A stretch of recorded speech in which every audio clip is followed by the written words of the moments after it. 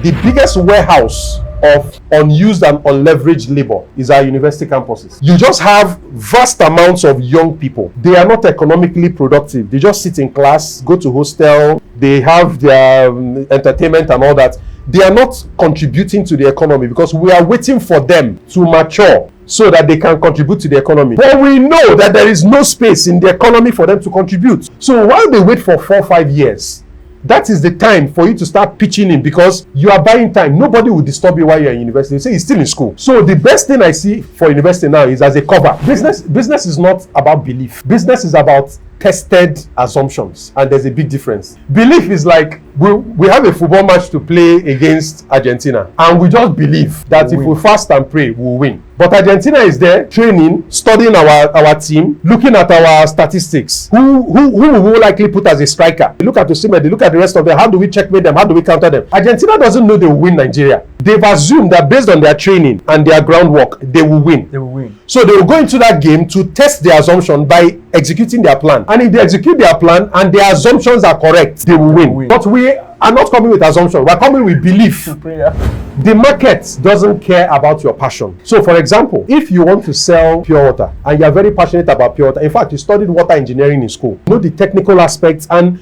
your parents had a pure water business, so you're very passionate about it. You go with that passion and say, I believe I'm going to succeed in this business. But you've not looked at the opportunity side. And it's the opportunity side. Opportunity is what makes a business. When it comes to business and entrepreneurship, don't follow your passion unless it leads you to a product or service that people will pay for. Why? Customers don't pay for passion. Customers pay for value. When you are starting a business, it's a game of endurance, because most of the projections, most of the planning that you do will end up not being the way you expect. If you expect that within 6 months, you would have made enough sales to cover your costs, that 6 months may end up being 18 months or 2 years. So that's why I said going in with assumptions. Friends don't usually make very good business partners, because friendships are built on what we call in the streets, see finish has already entered. There's already some assumption, is my friend, is my friend. Yes. So even when there are lapses, your friend will cover for you. You will not be able to see through the strict business lens that you're supposed to see. You will mix emotion with business. It takes professionals to say, as we're walking into this business meeting, friendship, let's wait, let's discuss business. Afterwards, the only benefit you will get is that when we have disagreement or conflict, our friendship will act as a lubricant and make it possible that we will recover, which is an advantage you have over people who were not friends before they joined. Yes. But more likely, if you don't manage those assumptions and feelings and sentiments, it can sour that relationship.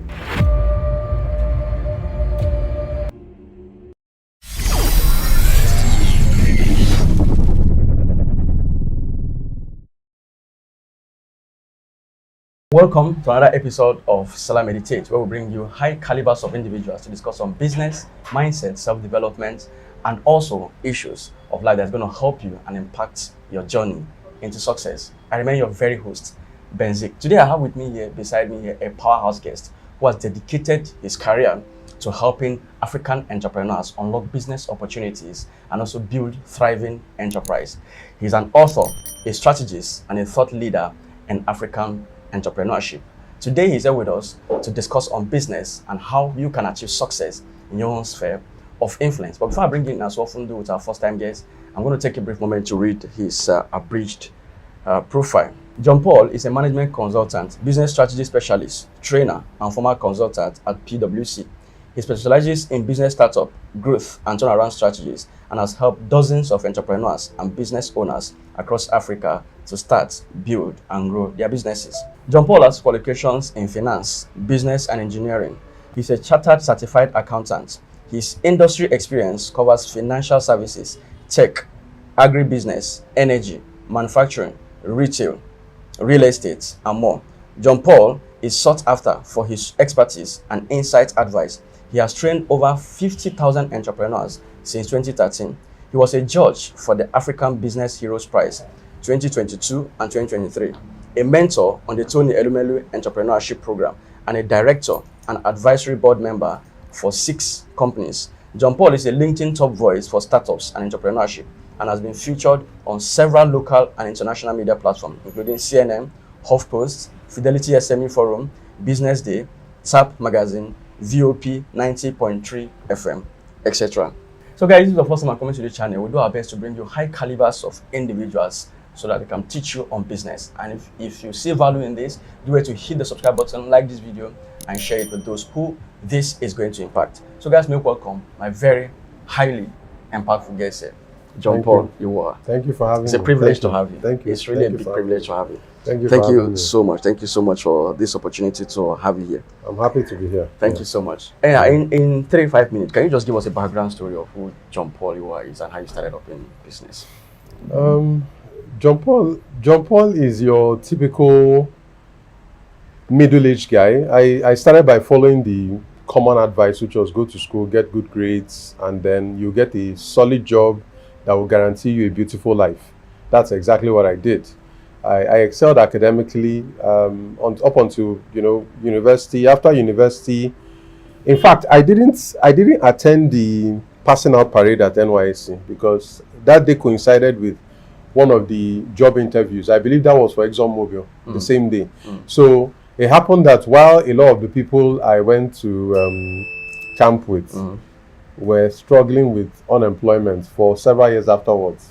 Fortunately, that was not my path because just immediately after NYSC, I got employed in PwC. So as somebody who trained as an engineer, you would not imagine that the first place you end up with is a professional services firm that majors in audit and assurance, purely an accounting firm, right? But it wasn't by chance that I accepted to work there. In fact, the goal was to work in PwC for a while and take their, more or less benefit from their iconic training. And then before 6 months, one of the oil companies would have matured. And then I jumped from PwC to the oil companies. And one of the reasons I wanted to get into PwC was that in my second year of engineering, something turned my head upside down, which was that one of my good friends, because then we had like our study groups. So I found this small book on his shelf. And he said his dad gave him that book, but he has not read the book because it was not an engineering book. And he was like, the way young people are with their parents. They're like, why are you giving me this book? And I brought a small purple colored book and I looked at it, titled Rich Dad, Poor Dad. And the guy said that because his dad gave him this book, the book cannot leave his room. If I want to read it, I have to read it in his room, but he will not allow me to take it out, even though he was not reading the book and had shown no interest in the book. So that is how the journey started. I whizzed through the book in a couple of days. And that book I came to school to study engineering, to more or less either work in the oil and gas industry or pursue one of my strongest interests, which was aeronautics, anything that flies, anything that has an engine, But after I read that book, it just shifted my mind because there are a couple of things I got from the book. Before then, I knew there was business. But I saw people in business as the people who are either uneducated or people who could not get a job. That the best thing you can do for yourself is to get a job. That's what everybody wants. That's like the apex of life. If you're living good, And even back then in school, you see all the guys we call like the senior guys. They come in with their suit. It was a big boy in the oil and gas. So all the people I knew that were doing well, most of them were employees. They were working somewhere. So the goal was to work for a good company. But here this book was telling me that anybody who is working for a company is actually at the bottom of the ladder. That there are some people that you are not seeing, that those guys are working for. Yes. And those are entrepreneurs. Those are business owners. They are the ones who dictate who they will hire and how much they will pay that person. So even all those high salaries I was dreaming of, there was somebody that was dictating, okay, pay these guys big salary because there's something we want from them. So you go and work. So it was skill for payment, and that's what I saw. But this guy was telling me that, instead of going to work for somebody, you can actually create something that is called a business that would employ people. And as you are growing, those people you're employing can actually be earning very good salaries. So in my mind, I was like, these people I'm admiring that earn this much in salaries, if they are being paid this well, the people who own those companies, how well are they doing? So I wouldn't say I lost any interest in engineering, but the truth is that I wasn't the same person anymore. Wow. Yes, because even though while I was studying engineering, in my mind I was always, it shifted from, and this is coming from somebody who, I got 2 major scholarships in university. one from Chevron, one from ExxonMobil. So I always saw myself as the child of the oil and gas industry, that's why I'm going to, that sort of thing. But every time I was learning this, I'm like, these things that you guys are teaching us, what exactly am I going to use it for? And I just realized something. They were teaching us to fit into jobs. Wow. Nobody taught us anything about financial management, starting a business, strategic concepts, critical thinking, analyzing a market, building a product, all those important things. They were just I just noticed that the university was training me to become component labor. And the moment I'm ready, I just get fixed into a machine and I get paid. And don't ask any questions about how that machine works, because it's not your business. Just do your job. Just do your job. And you get paid. So that was where my interest in how does a business work? That's how it started.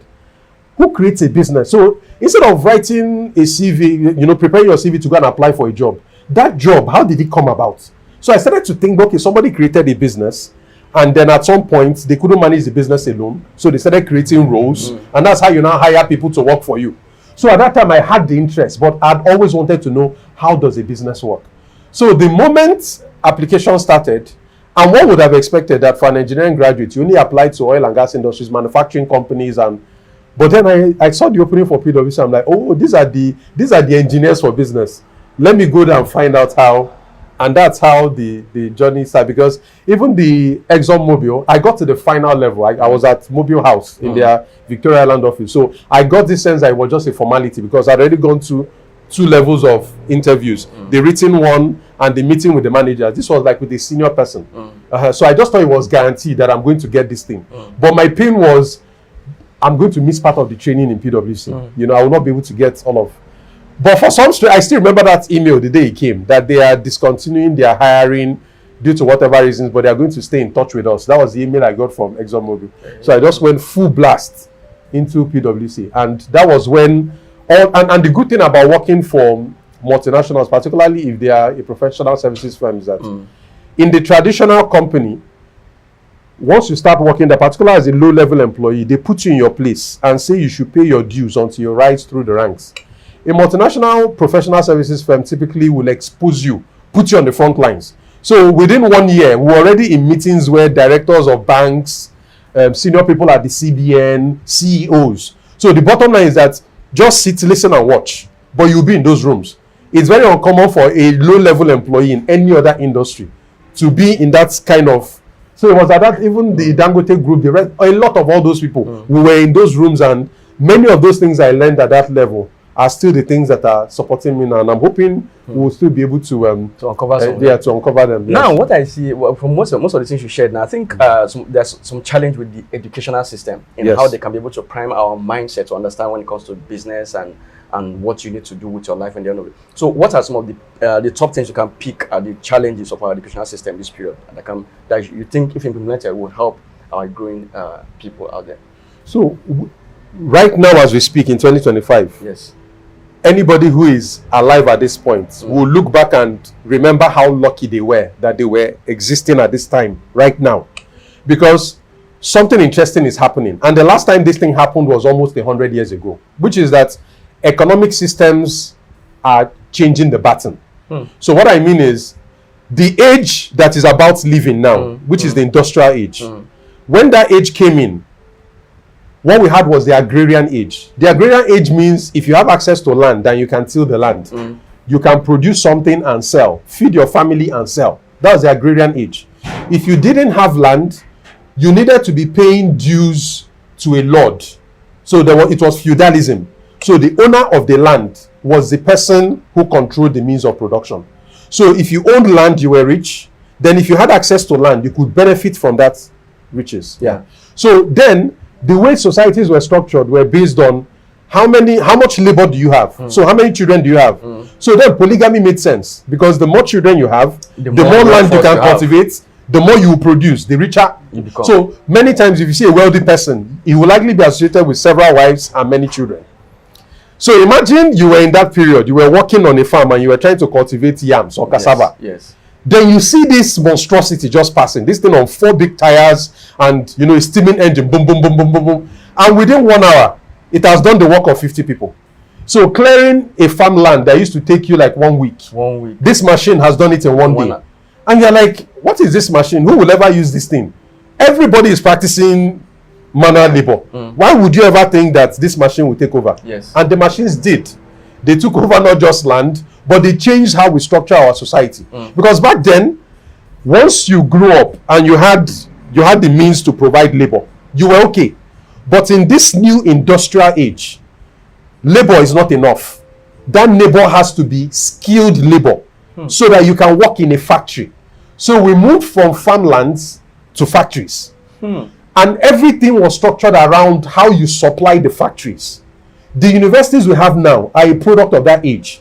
Create schools where we would teach people and train them so that they can supply skilled labor to our factories. If you remember from my first story, what I was doing in university was they were training me up as labor so that I'll fit into the oil industry factory. The factory, yes. There's a banking factory. All these things you are seeing around us are factories. And that's why people go to school to get skilled. And when you get skilled, you come out and fit into the factory. Yes. So right now, we are going into another transition. Which is, so we had a mini transition in between, which we thought was the main transition, but it wasn't. Yes. Which is like the computer age. But now what we are seeing is that computers were the foreboders of this age that is coming in now. You are hearing things like artificial intelligence, big data, and things like that. So the best way to explain it to somebody is this. If you are a graduate and you are working in a job, the possibilities for you on that job are predictable and limited. So if you work in a bank, how much is the highest earning employee earning? How much is the CEO earning? How much is the lowest person earning? You see that range? You can never be better than that range because you can't earn more than the CEO. Can't earn more than the CEO. Then except you want to go lower. So it's defined. Yes. It's defined. Yes. Now, then you go and you see what is going on online now, where you have, even though we call them influencers, but this is like the very beginnings of this major revolution. You see somebody like this podcast we're having now. You record this podcast. As long as what we're discussing in this podcast is valuable, 10 years from today, if you put this podcast online, this podcast will still be generating value and income. Yes. Now, if you work in a bank, right now we're in February, you cannot go to your boss and say, I'm not feeling very well, but I performed very, very well in January. Based on that thing I did in January, please, I need you to give me some more money. That will not work. You are paid. It's a pay as you go. It's a pay as you go. Once January is done, you are done. Once your paid is done, you cannot be paid for what happened in the past. What happened in the past? So the job, what you're providing is a skilled service. It's not an asset. This podcast will end up becoming an asset. An asset, yes. So we're not going into the age of intellectual property and media, where people who own those things can, with very little effort, overshadow somebody who went to school, did an MSc, Masters, did a PhD. Another way to explain this is somebody is on a motorcycle and the other person is on a bicycle. A bicycle requires manual labor, right? So if we say go up a hill and we both start at the same level, the person on the motorcycle is just sitting, not moving. Just the best he's doing is squeezing on and he's moving much faster, no effort. The person on the bicycle is struggling. So you may come out and say, but this is not fair. This is not fair. This guy is working so hard to pedal, and this other guy is just on a motorcycle moving very fast. That's exactly what's going on now, where people who are very skilled, have advanced degrees, are complaining that their wages are not enough. But somebody is sitting in front of a camera, creating intellectual property, putting it on a platform, and that intellectual property 7-10 years from today will still keep paying that person. Meanwhile, you cannot cash on good work you did for your company last year. Last year is gone. They will not pay you again for what you did last year, except you have an asset. So there are some employees that have things that are called stock options, which is like a share of the company. If you get to that level, which many top employees many top CEOs have it. In addition to your salary, they give you a stock option to say you are now a part owner of the company, so that if you grow the value of this company, either the valuation on the stock exchange or something, you also get a share of the company. So if you are a skilled worker and you don't have a share of the company you're working for, you are just on that treadmill where you're working so hard, but you're seeing somebody who is putting 1/10 of your energy, getting so much more. what has happened is that the game has changed. The game has moved from skilled labor into IP and media. The people who own assets that can keep earning an income and keep providing value even when they sleep are now the people who are going to take over this age. What do you think anybody that is about to go into school, what should the person take note of? So that when you're coming out there, you may not be one of the treadmill. What do you think are the things you should take note of? Because it's advised that you should go to school. Yes. Knowledge is good, go graduate. Yeah. What should you take note of? Or what do you think is important one should pay attention to in the school environment? So I think education is gradually heading towards prestige value, which is, are you a graduate? But you know that in this day and age, there are people who did not go to a university, but you may not tell. At all. Because there are now means of educating yourself that would even make you superior to people who went to school. Exactly. I don't feel happy saying this because I'm a product of advanced education, right? Yes. But bottom line is that I think a lot of people, I feel for people like me, because here's another thing I need to share. What I'm doing, particularly on social media and with my work, as a professional, many of my peers cannot dream of doing it because it's not how we are trained. We are trained to be conservative. We are trained to be, remember, we are system people. We are component people. So we are coming from environments where you don't just speak out. There are official channels. You don't just speak your mind. It has to go through official channels, maybe through the PR department or communications department or something like that, right? Yes. So, and then for you to come out and expose yourself. Because if you look at what the young people are doing, Gen Z, I think, is very fortunate, but I think many of them still don't understand the value of the times they were born in, right? Because when somebody, if our social media, most of our social media right now is skewed towards entertainment, things that make people laugh. Yes. That is the least. That's very true. You cannot build an economy only. Yeah, entertainment is a solid industry, right? But it cannot be the lion's share, because that's not what will put food on anybody's table. We need to move into a sphere where usually there are two major forces within the social media. If you look at mature markets like the US, you will see it. There's entertainment, there's education. So you will see stalwarts in the education space, people who are teaching something or helping people achieve things, and people who are creating entertainment. Social media should be a mixture of the two, where you go to learn and play. When it matures here, that's what it's going to look like. But here, we have a lot more play. In fact, some people, when I started growing on TikTok, some people said they never imagined that you can do any serious thing on TikTok. I'm like, what are you saying? These platforms are for mass communication. They are major, and so people are rushing for land in places like Lagos, which is still part of the real physical economy. But the biggest land grab that is going on right now is on the digital space. The biggest landowners of the future will be based on how many people can you reach online. What's the value of your reach online? That's so true. But to really answer your question, you can go to school maybe to satisfy your mom and dad. You can go to school so that when your mates stand up and say they are graduate, you can also say you're a graduate. So. But you need to know that the game is not about grad, because now we have a lot of, and see what's going on. We are now in a period of academic inflation. So the moment you finish BSc is no longer enough because everybody has BSc. So automatically, as you are getting your certificate for BSc, you are enrolling in masters. And this is not just about any masters. It has to be an abroad masters. Remember when it started, getting abroad. But right now, abroad masters is everywhere. You can do online, you can travel to UK, do it. So all of a sudden now, getting a masters is like almost everybody has it. People are now heading towards PhDs. So for Nigeria, it may not be stark. But I remember when I got the shocker when I went to Cameroon. The average young person like us in Cameroon is a PhD candidate. Can you imagine? And the reason for that is that academic inflation I'm telling you about. If you are only competing with BSc, there are a lot of people who have BSc. So what do? You just upskill. You upskill. But there's a limit to the upskilling. Because there was this scandal that broke down last time when they said a Dangote company advertised for drivers and they had 2 applicants that were PhDs. So you see that these degrees have now become commoditized.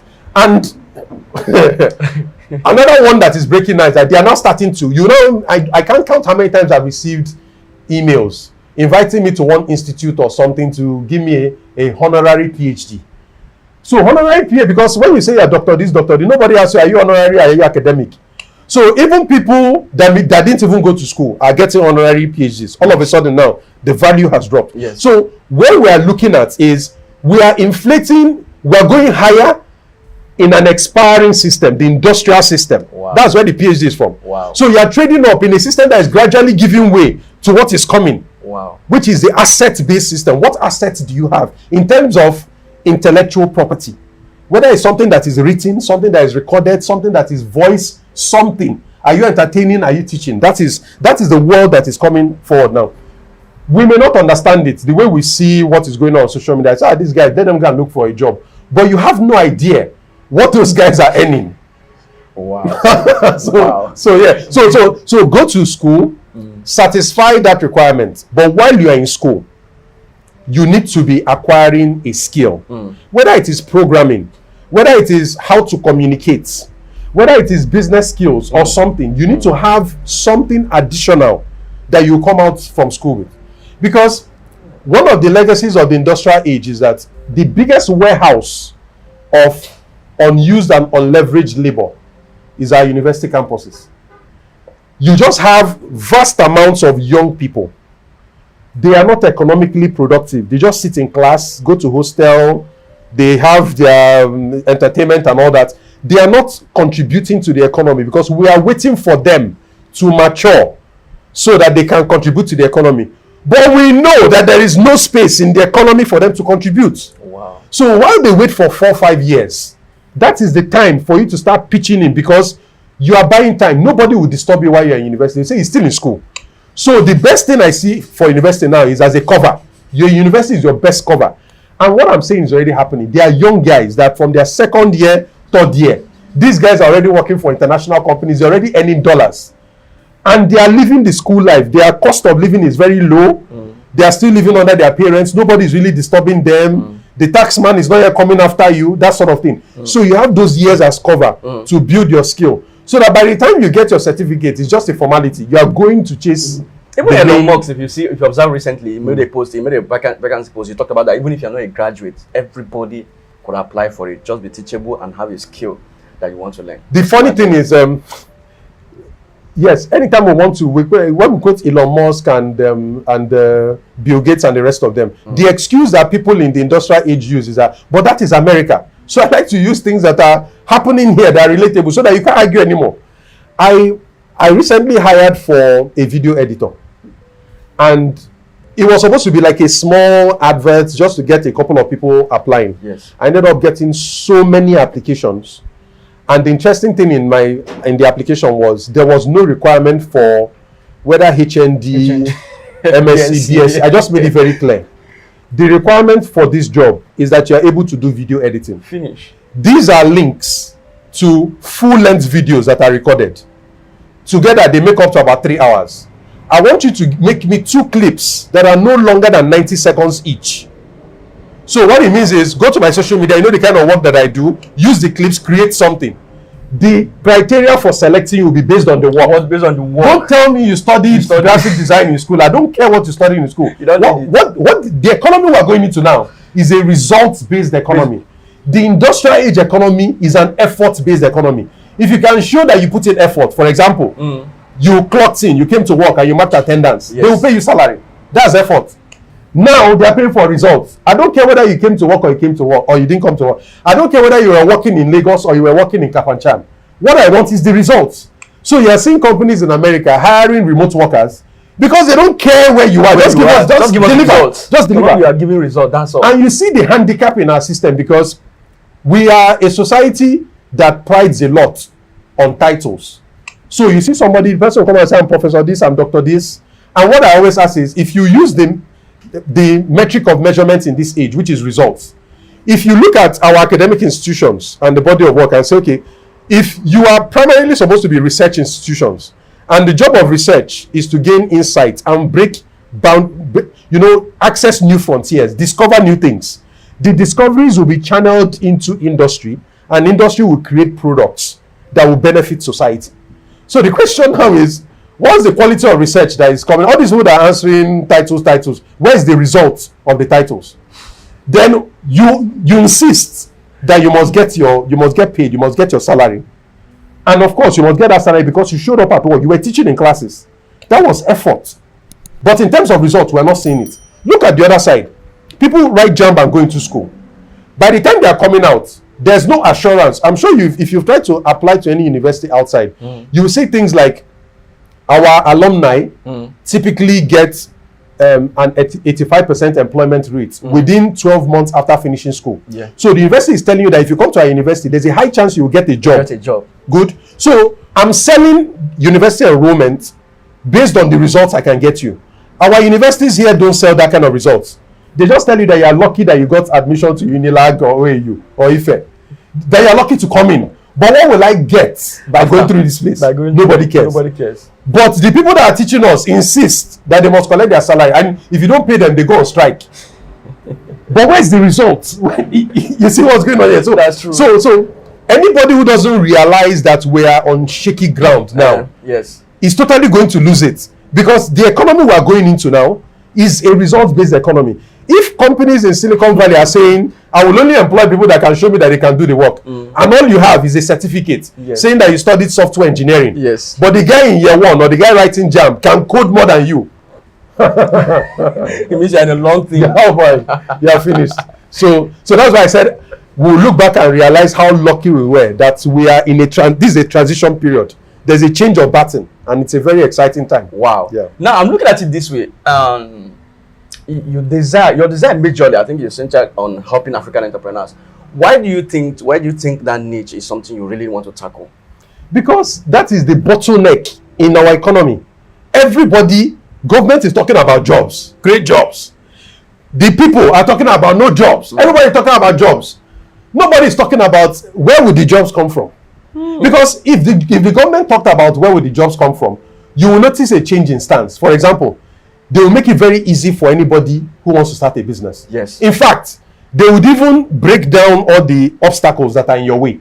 Because the moment you start a business, they know you will help them solve part of their problem, which is unemployment. Yes. So what will happen is that you are going to start getting incubation or acceleration centers coming up. You will now start having units or agencies that support startups and new businesses. Yes. Not just with talk, but with reality. I say at the end of this year, we help to start 1,000 businesses. Right now, 60% of them are employing at least 5 people. Right now, at least 40% of them have reached 10 million in revenues. That's how you measure and we know you are getting the results, right? So for me, and if you look at my training, my kind of person is the kind of person that the big organization, your banks and all these, even international companies, will take up and lock us somewhere in a room. They pay us a very good salary, and our job is to keep on bringing out strategies and ideas and plans of how the company can grow and expand, right? Now, I have a lot of peers that are doing that. They are financially successful, they are doing well.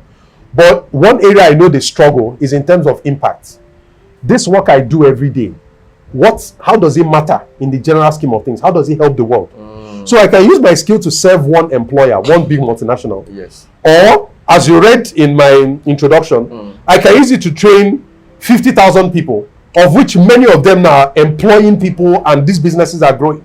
So it's a matter of, I already have the skill. What's the best way to apply it? Should I apply it to maximize income? Or should I apply it to maximize impact? Most people think if you're doing impact, it's NGO work. No, it's actually very rewarding, such that you are getting 2 in 1. You're making impact and you're also getting the reward. Because I think the best kind of person that can teach entrepreneurship and business and support businesses is not somebody who is on a salary. You're talking to a small business owner. And you're telling me that you understand what I'm going through and all that. Yes. But I'm talking to you, I'm waiting for the 30th of the month, so I'll get my salary. Assured. Don't forget, the risk profile of a salary and the risk profile of somebody who owns a business are totally different. Salary is assured, it's an obligation. If my employer doesn't pay me, I have the right to even sue the employer. When you're in business, you can go a full month, you don't get anything. Or you can go a full month and you get something. So it's like you are gambling. So it's not sure. So why would somebody whose income is guaranteed be advising somebody who is gambling? There's no way. I don't feel like you understand what I'm going through. That's true. So whether you are somebody in faculty in university teaching entrepreneurship, Yes. or you work for a company and then you are supporting entrepreneurs are very practical people. One thing I've noticed is that they don't have time for theory and all that. Show me the shortest path between my problem now and the solution. Yes. That's how it is. Yes. So as somebody who worked in a consulting firm, I saw a lot of this firsthand.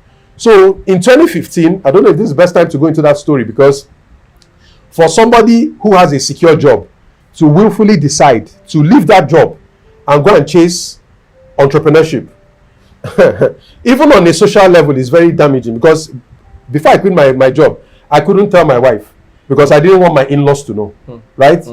I told my parents, but not directly. Because everybody takes pride. Oh, where's your son? He's working in one. That big firm. That big firm. Yes. Every morning you dress up your suit and tie. You're looking important. You're looking important, yes. The job is not for only you. There are a lot of people depending on it, not just financially, but in terms of bragging rights. Where's your son? Where's your son? Oh, my son-in-law is, my son is this. My brother is this. Yes. So the moment you want to leave that job, it's not just about you. All those other people are going to. So when they ask me what you are doing now, which is one major crisis, many business owners in Nigeria, particularly when you're starting, we face a crisis of identity. Oh my God, that's true. Now, and the biggest benefit I got is that I worked in corporate for almost 10 years, and this year marks my 10th anniversary since I pulled out. I've been on my own. I've not taken a salary from anybody in 10 years. So I've seen the two sides. The crisis of identity is that when you work in a bank, or you work in a law firm, or you work in a big firm, and people ask you, Benzik, what do you do? Remember, the question is, what do you do? You just say, I work at GT Bank. Next thing, big boy. Yes. They don't ask what do you do in the bank? Nobody asks what you do in the bank. So long in GT. What company you just mention Shell, biggest boy. Nobody, what do you do? Even if you are trying to explain, people are not interested. They are interested in your employer. When you are on your own, you will explain, Taya. There's a lot of so what do you do? And the problem we have as business owners is that we anticipate the expectations of people and we willfully diminish ourselves. So the average person will tell you, I'm just this small company that I'm just this small thing on the side that I'm doing. Yes. I notice this a lot with people who maybe after they finished NYSC or something, while they were waiting for a job, they started one business on the side. The business started doing well. They faced the business full time. Many of them still have this complex, this inferiority complex, that they never got the chance to wear a suit, work in an air-conditioned office, work in a structured place, all of that. So even though they are doing very well financially, better than their mates, even some of those their mates come to them to take loans. Even though they do better than them financially, there's still something in them that feels inferior to, I never got the chance to taste that thing. So even when you ask him, you tell him, I just have this business. You know what? We're just hustling now. Just hustling. And that's when the identity cry, because by the moment you introduce yourself like that, it has several different consequences for you. Your ability to price anything you are selling is diminished. Your ability to impress that person and convert them into a customer is diminished. Because you're a small, you're looking down on yourself. That sort of thing. Yes. So I think that is a major, that's a challenge that we need to work on. Okay, now I want us to get into the nitty-gritty of running a business. You specialize in trying to see entrepreneurs grow and build up a strong business. Now, what do you think are the foundational elements that a successful business needs, or anybody that's trying to build up a business? What do you think are the things the person needs to put in place to ensure the business at least is on a trajectory of growth and success? Okay, so that's a very good question, because when many people want to start a business, yes, to be fair, I think it's important to create the context that we are faced with. The average person who wants to start a business has not been trained or taught how to do it. Yes. If you look at from primary school all through, there is never any, except maybe you were in that thing they call commercial class. Even there, really, they don't teach, there's no course like how to start a business. And just like I explained, they are being trained to fit into somewhere. People just enter to rugged it in. Exactly, yeah. So nobody really teaches you what you need to consider to properly start a business. The people that I know that are armed with this knowledge are people who are in the informal side, that many of them did not even go to school. The apprentices. The person who went in and either learned how to sell medicinal products or mechanic or auto spare parts and things like that. As an apprentice, you are taught several different things. how to convince a stranger and make that person a customer, how to retain a customer, how to set prices. So if the economy is changing, how do you get information, price discovery, and then upgrade your price. So there are many things you learn as an apprentice that by the time it's time for you to become an oga, you are a product of business school, but not the kind of business school we have now is also an industrial age-based business school. Because most people who go through business school now, many of them don't come out to start a business. They come out to get better positions in big companies. Because if you really think about what a business school should be, it's like, okay, you go there to learn about business and how to start. No, what they teach you there is how to become more or less like a manager and properly manage a business that is already existing and make it better and grow it. But to start something from nothing, the only people I know that have that knowledge right now are the informal people, the apprentices. And that practice is gradually dying. Because almost, many young people now don't want to become apprentices. So to answer your question directly, to start a business, there are some things that you need, and they are not complicated.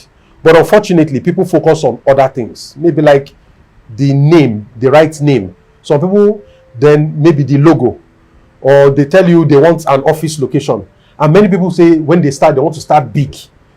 This is quite common with people that have my background, people who have worked in corporate. Anybody in corporate that has worked and maybe reached, I left corporate as a manager. So anybody who lives at that level will not want to start small. They've seen big money, they've seen a big organization. So anything they want to start, typically, they want something that is big enough. So most of the capital that they've saved up, unfortunately, goes to things that do not really matter much when you are starting a business. Don't forget, starting a business is an assumption. You have an assumption about something you want to sell to people that they will buy. And you believe that you succeed. Yeah. And if you really appreciate what an assumption is not a fact. An assumption means that you may be wrong. But many people don't go into business as if they may be wrong. They go into business as if it is a fact that this business is going to succeed. So even before you have made your first sale, you spent 10, 15 million on rent. Only somebody who believes that their business is a fact will spend 10, 15 million on rent. If you know that your business is an assumption, you're not going to spend 10, 15 million on rent. But isn't that supposed to be the right mindset to go into business with believing that it's a fact that it's going to succeed? Business is not about belief. Business is about tested assumptions. And there's a big difference. Wow. Belief is like, we have a football match to play against Argentina.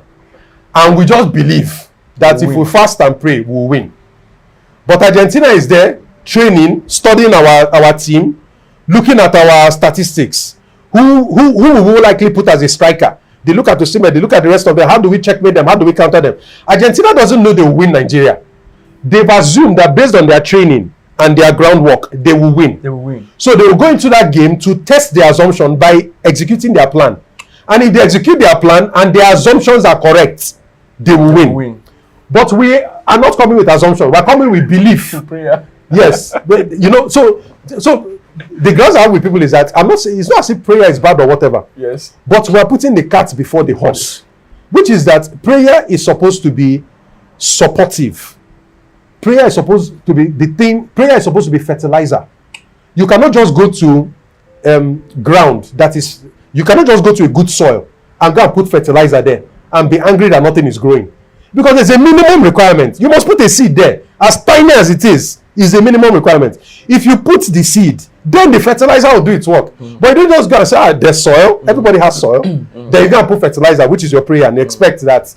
So, prayer is not magic. Prayer is fertilizer. Magic is you don't even have fertilizer. You just come there and say, grow. That one, you're on your own. But prayer is much more substantial. But prayer needs something. So that's why we're saying that when you're going to a business, we're not saying you will not believe. And that's why many people get shocked. I've dealt with many cases over the years where people incurred major losses. They took loans, took investment from people on the back of belief that the business will work. Now they are owing a lot of people. Some of them are considering, taking their own lives, Or some have lost houses. Some have lost very good relationships because of this approach to starting a business. Starting a business as if it is a fact backed by belief. So you're saying as a fact backed by belief. Meanwhile, you're supposed to start as an assumption, and your goal is to test that assumption. What I teach my students is starting a business is like trying to cross a river. You know that this river, there's fish inside this river, there's prosperity in this river, but you've never gone into this river before. The sensible way to go into that river is to start with your toes. With one leg, you test. If it's going too deep, your other leg can save you, can pull it out. The way we start business here is we just go remove our shirt, remove our clothes. I believe, boom, go inside. And then you may never come out. So the goal is you are going to make certain assumptions. And what are those assumptions? That I have this product that people want. How do you know that people want this product? You see, we're going by web. We're asking questions. How do we know that people want this product? There are a couple of ways. People are complaining about a problem that this product can solve. People are very frustrated. When people go to our competitors, they are always grumbling that they give them this, but they don't give them that. That's one way of doing it. Another way is that there are one or two businesses that are selling this thing that I want to sell. They are doing so well. Anytime you go to their place, they're always overcrowded. They have more demand than they can meet. So I'm seeing realities in the market that are supporting my assumption that if I come in with this thing, it may actually work, and it's backed by all this evidence that I'm seeing here. Or, in fact, to give you one example, if you build a multi-specialist hospital in Nigeria that provides cancer care, any major surgeries, and will it work? And it's a major project because it requires a lot of money. So that assumption would then be, do people have these kind of sicknesses in Nigeria? You look at the data and the research. Yes, it does. You now realize that many Nigerians are actually taking loans and all that to fly to India to get this problem sorted. So if I can give them the same level of service in Nigeria and save them the cost of visa and air travel, particularly in this period where air travel, would they use the service? You are not seeing that you are close to something. It's valid, right? That's one angle. The second angle is, which is about, do you have something valuable that people will want? The second aspect is competition. That you have something to sell does not mean that you have something that people want does not mean that if you go into the market, you're going to succeed. One example would be sachet water, pure water. Many people I've seen want to start that business will tell you, it's a money minting business. When you ask them why, say everybody drinks water. Everybody drinks water. Now, the business that if you want to start in Nigeria, you have to go in with your boxing gloves and be ready. Is that business that is easy for anybody to start?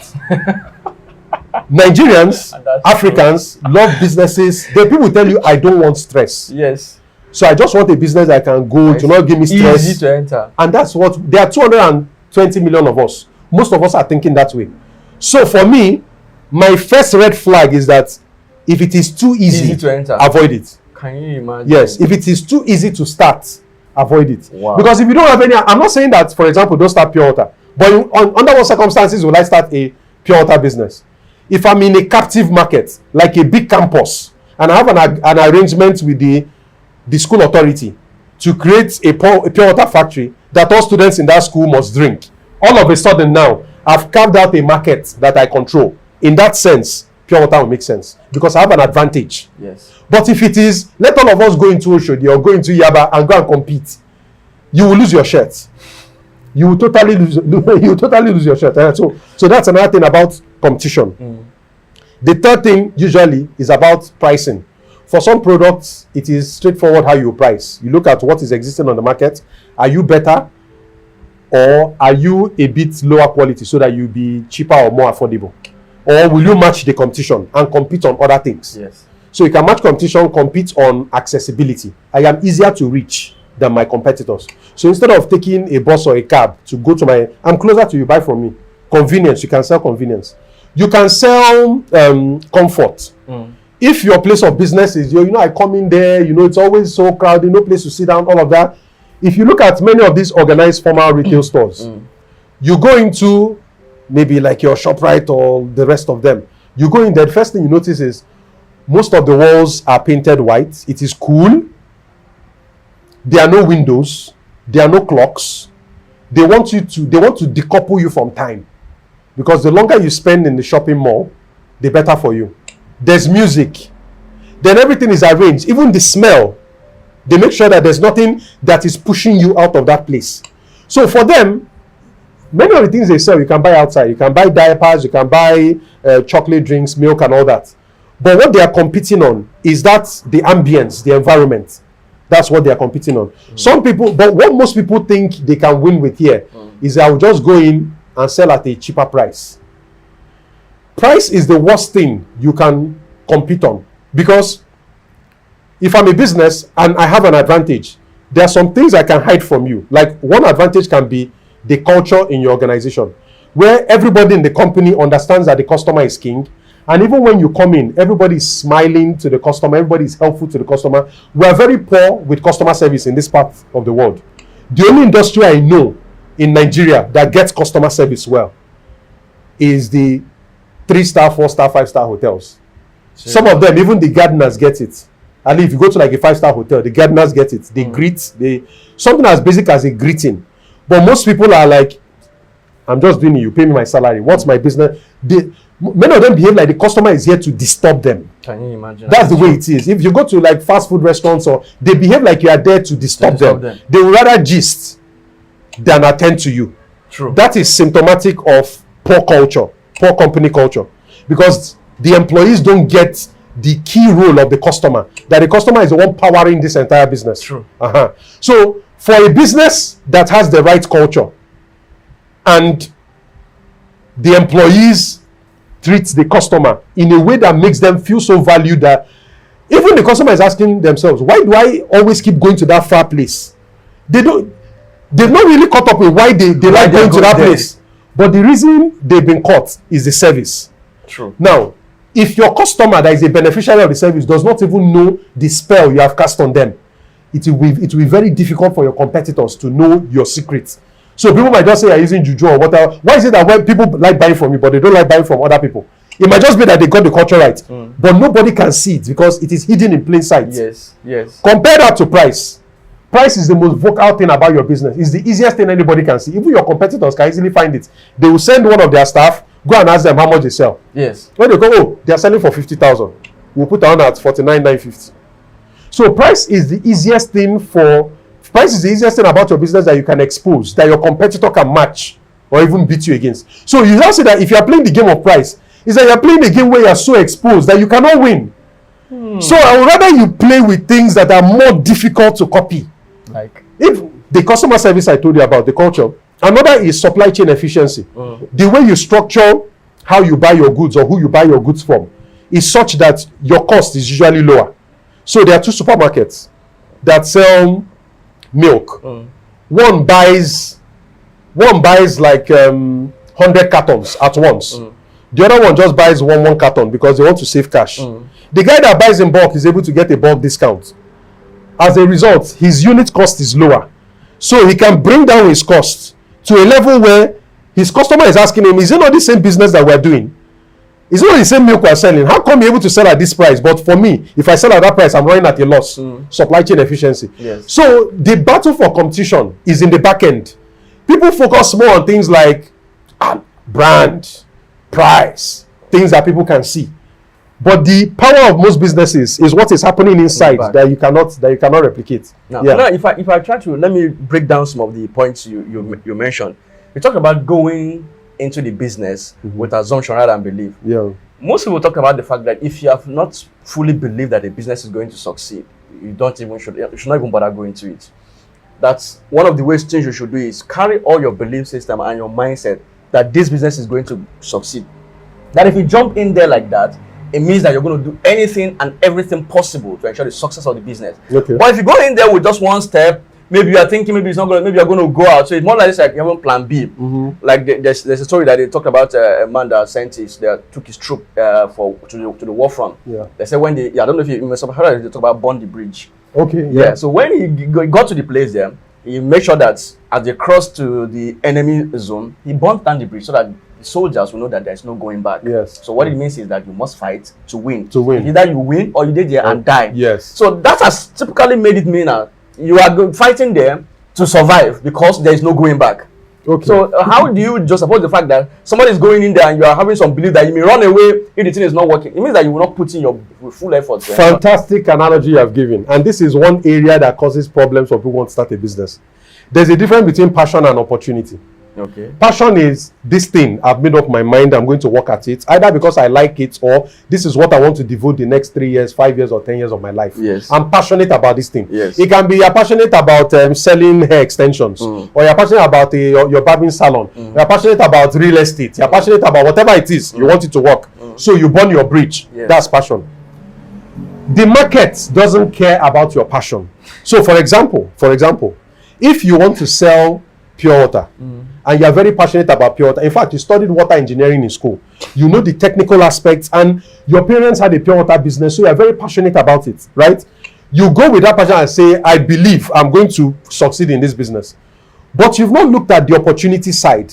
And it's the opportunity side. Opportunity is what makes a business. So there's passion on one side. There's idea. Have a business idea. You know that you can have a business idea, but you're not passionate about it. Maybe the business idea will make money.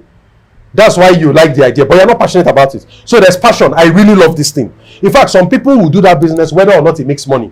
That's how you need a passionate person. An idea person will only stick with that thing as long as it is viable, as long as it will make money. Then there's the opportunity. Ideas and passions are personal. They are coming from you. You cannot create the opportunity. Only the market creates the opportunity. Only the market will show you where there's a gap, where there's an open space for you to align. If your passion and idea don't find an opportunity, what you have is a frustrated business. A business that doesn't make money, a business that will not thrive. No matter how hard you work at that business, no matter how much you believe, no matter how many bridges you burn, as long as that, because the limiting factor is the opportunity, the market's opportunity. If there's no space for you in that market to thrive, it will not work. No matter how bright the idea is, no matter how passionate. So what I typically advise people is that don't pursue. Now, this is as far as business is involved, because people can easily be taken out of context. So I want to make it clear. We're talking about business and entrepreneurship. When it comes to business and entrepreneurship, don't follow your passion unless it leads you to a product or service that people will pay for. Seriously? So that's a condition. Wow. In business and entrepreneurship, don't follow your passion unless it will lead you to a business, a product or service that people will pay you for. Wow. Why? Why? Customers don't pay for passion. Customers pay for value. If your passion can create value, people will buy. If your passion cannot create value, people will tell you, hey, you're working there, this is very lovely, I love your work. Buy now? No. I'm not buying. Now, but I'm looking at it. What if you're able to create your passion to the point that people find it valuable enough to demand for it? Because typical example could be before, in the time of old age, 18 or before, I'm trying to remember when the airplane came into existence. Before that, people believe that you can travel, you can move to places, but when people see the need to create an aeroplane, it was invented, and then people buy into it, whether they like it or not. Now, Elon Musk is even trying to going into the space. People didn't see the need for it. If that project becomes successful, people will pay for it to go to the space. So why don't you try to make your passion in a way so magnetizing that people cannot afford to ignore it? They must pay for it. The airline example you use is a very fantastic one. So that's when the Wright brothers invented the first plane that was in the air the longest. Yes. That was a passion. They loved creating planes. The best they could have gotten at that point were curious people who are like, what is this thing? Let me experience it. Like to just test it. Okay. If it can really fly, you will just get more of those adventure seekers who will go and say, let me just try this thing. And guess what? The moment you test that feeling of that flying, it may just leave your mind. You've done it. You've gotten that adventure. What transformed that passion into a business is that it had functional value. Instead of traveling by road, this thing will take you to your destination in a shorter time. Because of that clear value, that's why since the 1910s, when the airplane was created up till now, we're still using aeroplanes. Yes. If it's not that I will save time by traveling by air, why would I go by air? Except it's a tourist attraction or some kind of adventure. Yeah. That's exactly the thing. So the value of the airline is that it created utility to say the fastest way you can go now. Okay, we started with horses. Now you can go with cars. Yes. This one, if you are traveling, in fact, if you were going to London from New York back then, it took you several months. Only option, ship. By ship, several months. Yes. The airplane came and said, why are you spending 3 months on the sea? I'll take you from New York to London in 6 hours. People will pay. They will rush They will and rush pay. to it. Because all of a sudden now there's value. Yes. Contrast that with two brothers that were playing with their passion. We have created something that can fly. So what? He can fly. What can he do for me? Until you can answer that question, what can he do for somebody that is better than what they are getting now? You've not created value. But I think for the benefit of it, because yes, even what you're saying is absolutely correct. There's some people for the fun of it. Like there are some people that what they do is, I don't know if you see this game of fun of people go up to the sky and they just fly just to land down with parachute. Yes. That's the fun of it. Yes. That's just an adventure.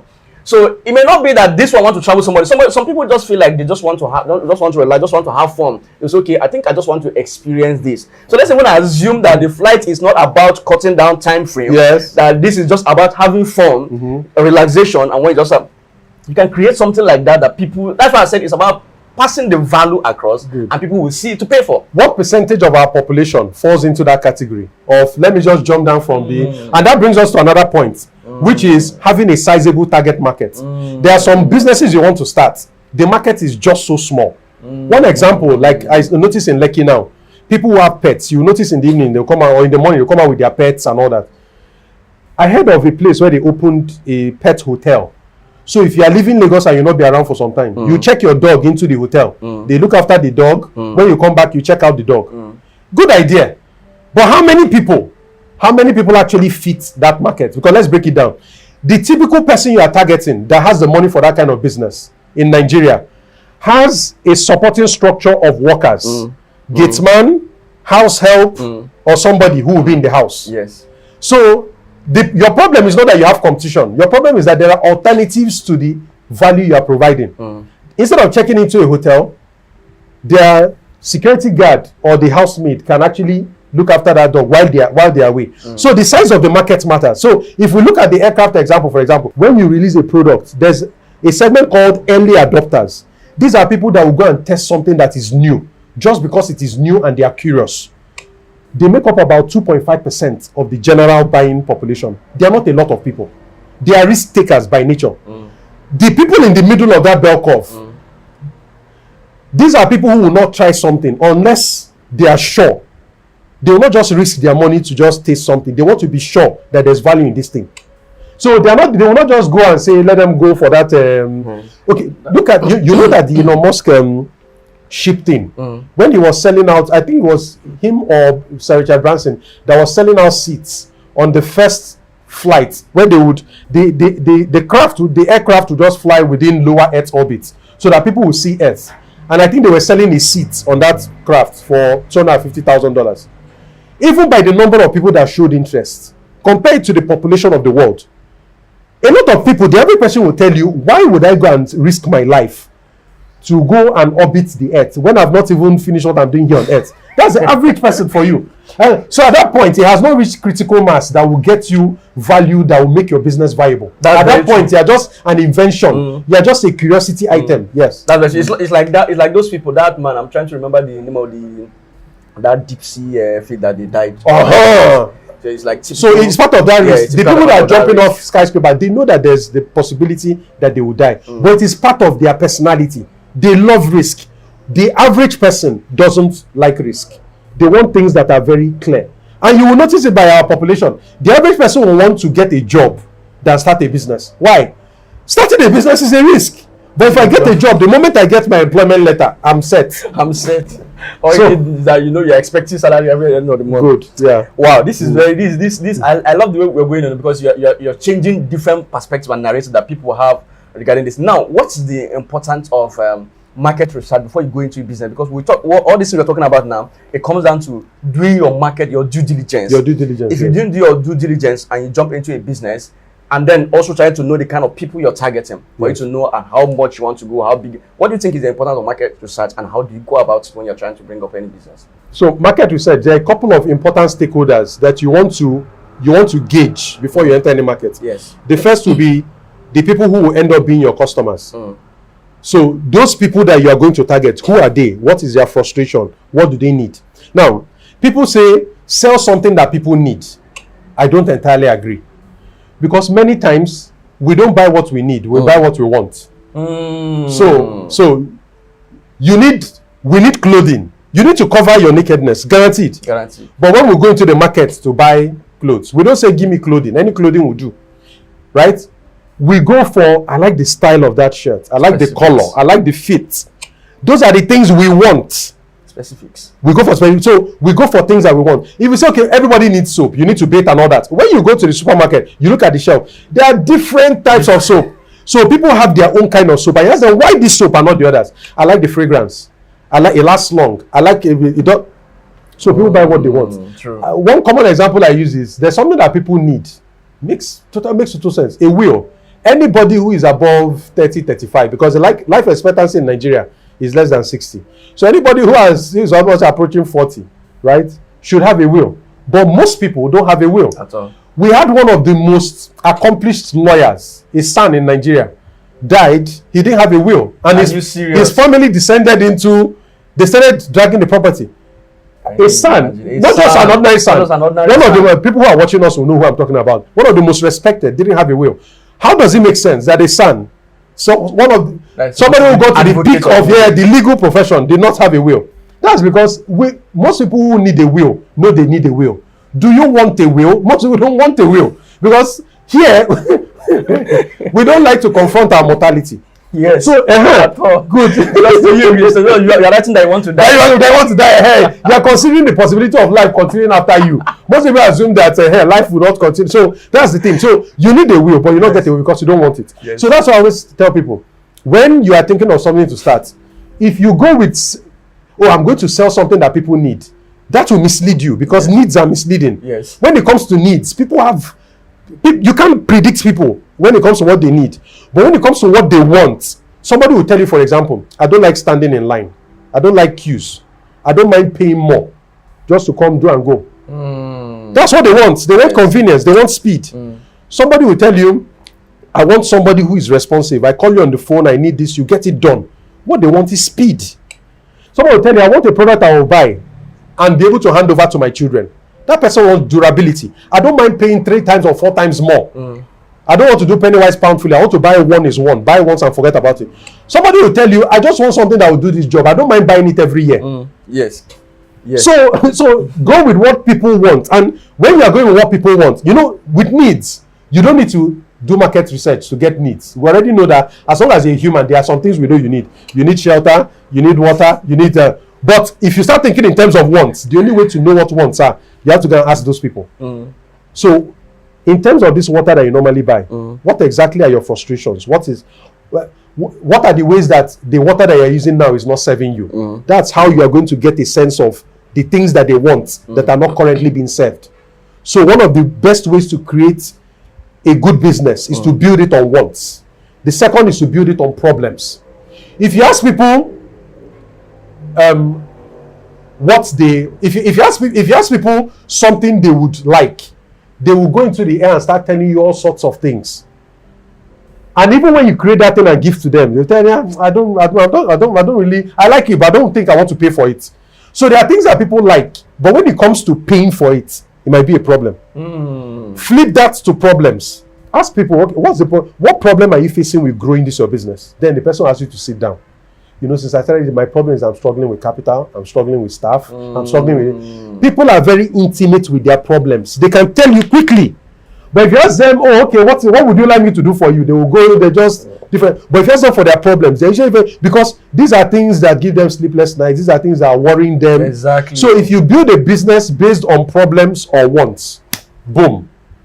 Wow. You have something that has a strong possibility of working. Now the question is, people talk about want, people talk about need, and it could vary a little bit because sometimes you may try to understand what is it that somebody actually wants and what is it that somebody actually need.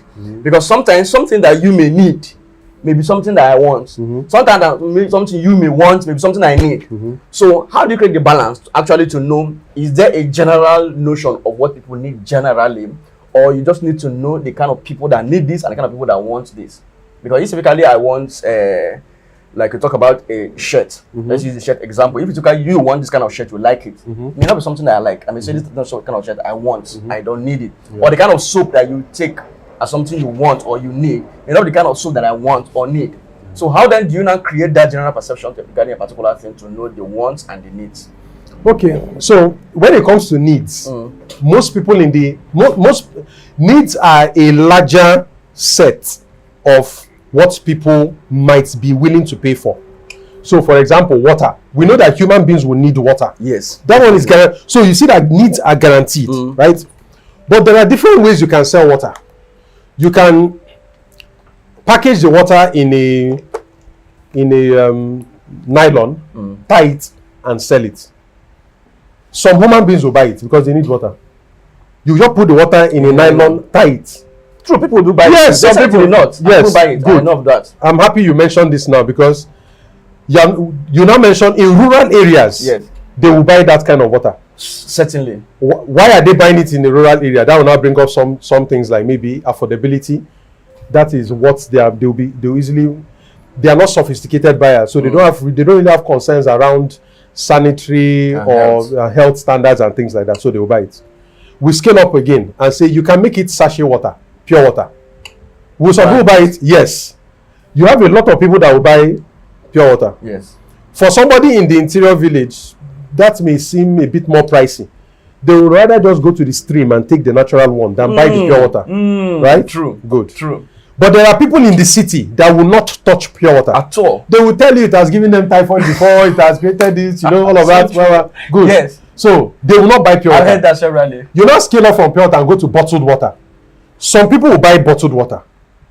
Some will not touch bottled water because they're like, why will I buy bottled water when I can buy pure water for 50 naira, but I'll buy bottled water for 100 or why am I paying so much for something that is for something? That's the justification of the person that will stick with pure water. They want pure water because bottled water doesn't make sense to them. Yes. The bottled water person will be like, why will I buy something that's almost, in fact, the way they are doing it, I don't think, their standards are and all that. But this one, at least, this company is reputable. I'll drink the pure water. Yes. I'll drink the bottled water. Yes. You see the difference? Then a business will look at it and say, we have all this stuff. Even on that bottled water, some people will not still pick up a particular brand. No, in fact, let's even go into. So there are grades even within the bottled water, right? Even up until there's one where I was having a conversation with our pediatrician after we had our last child. And the pediatrician was advising us on how to move from breast milk into baby food.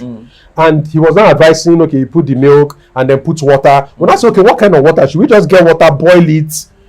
Then he went ahead and said, we have different kinds of water in Lagos and all that. But if you can get this bottled water, it is good. He mentioned the specific brand. Why? Because for him, that's the highest level of purity. So you now see that for certain, you might go into a supermarket and notice a bottled water that is selling at 2 times the price of another bottled water. Yes. And now they're asking who will buy that expensive. You better believe it that there are people that will buy that bottled water. Yes, yes. There's even a bottled water that now has supplements in it. It has zinc in it. Yeah. The people that will buy that one are people who say, you are rehydrating and zinc plays a role. Yes. So a much more enlightened consumer that is particularly looking out for they know that the average person doesn't take enough zinc. Yes. So they are the ones that water was created for. True. The ones who work out, the ones who will buy that bottled water. Now let's leave the bottled water category. You go to a company like a bank. Yes. The bank will say the minimum we can give to our customers who come in here is water to drink. If a customer comes into either our staff want to drink water or our customers want to drink water, we should be able to give them water to drink. But if we buy bottled water, that means we'll be buying packs and packs of bottled water. It doesn't make any sense for us. What will make sense is something like a dispenser. You get a dispenser, which is roughly 20 liters or so. Mount it, and everybody can take a cup, disposable cup, and drink it. It's much more functional for the company to use dispenser than if they were using bottled water. You'll be seeing bottled water everywhere. They'll be spending more on even refuse collection and things like that. So those are the people that that dispenser is made for. Particularly organizations, companies, offices and things like that. You even rise above dispenser. There are some places where they pay hundreds of millions for their houses. Yes. In places like Lekki, but they don't have good water. So they have to buy water and the tanker will come and supply. So you see what I've done now? The same water. That all human beings need, depending on what people want. Determined by their category. So here's another level in terms of marketing. We call this segmentation, customer segmentation. Yes. All these examples I give you, we can create profiles for each of those people and expand them because all these people I told you, they belong to a group. There's a pure water group in Nigeria. They are the ones who buy the pure water, because to them, when it comes to drinking water, that is the most practical and the most affordable kind of water to buy. Yes. In Nigeria, there's the bottled water group. There's the dispenser group. Yes. So if you don't understand these markets and you are carrying pure water to sell to a dispenser person, telling Oga, but this is cheaper, this is cheaper. You don't get it. What they want is different from what you are. And that can happen if you are thinking in terms of needs. Yes. That bank will need water. And everywhere, there are not human beings working there. They will need water. You carry pure water and enter the bank. They will listen to you. Because it's about wants. What do they want? And based on what they want, you cannot expand that group and say, okay, this is the group I can do this for everything. For soap. Even the soap you talked about. Yes. Some people want lightning. They want to use soap that will brighten them. Yes. Either to be attractive or whatever. So if they go into a place and they don't see whitening or lightening, they are not buying that soap. Some people will buy for fragrance. Some people will buy for antiseptic or anti-germicidal properties, killing germs on their body. Some people will buy for dermatological reasons. They need skin repair.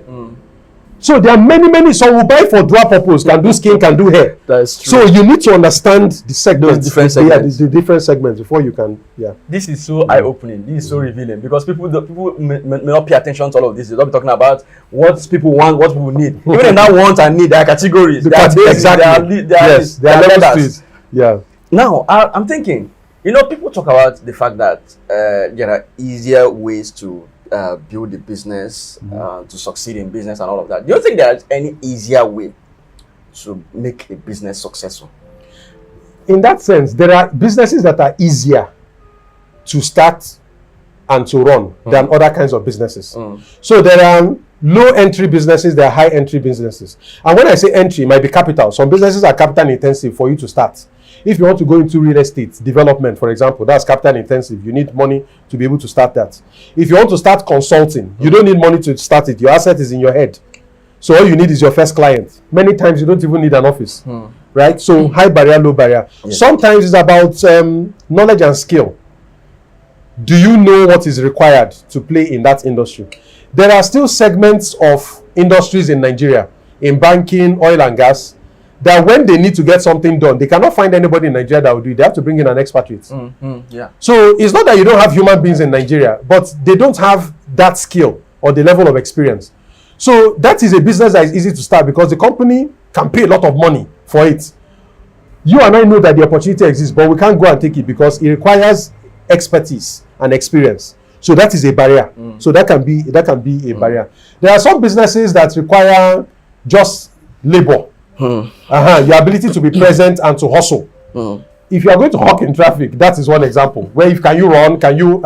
So what I typically advise is, remember what I told you before, that Nigerians like doing easy businesses. One of those businesses is a business that they call provision store. There's a difference between a provision store and a supermarket. There are two worlds apart. But they'll tell you provision store, and if you think about it, all you need is a shop.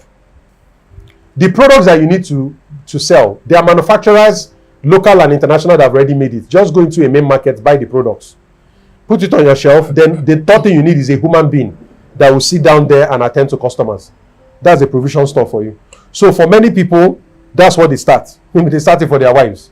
It's also one of the businesses that has the highest failure rates, because some men will tell you they can't remember how many times they started a provision shop for their wife. They'll start the provision shop, their wife will keep taking loans from them to support the provision store, and eventually the provision store will go down.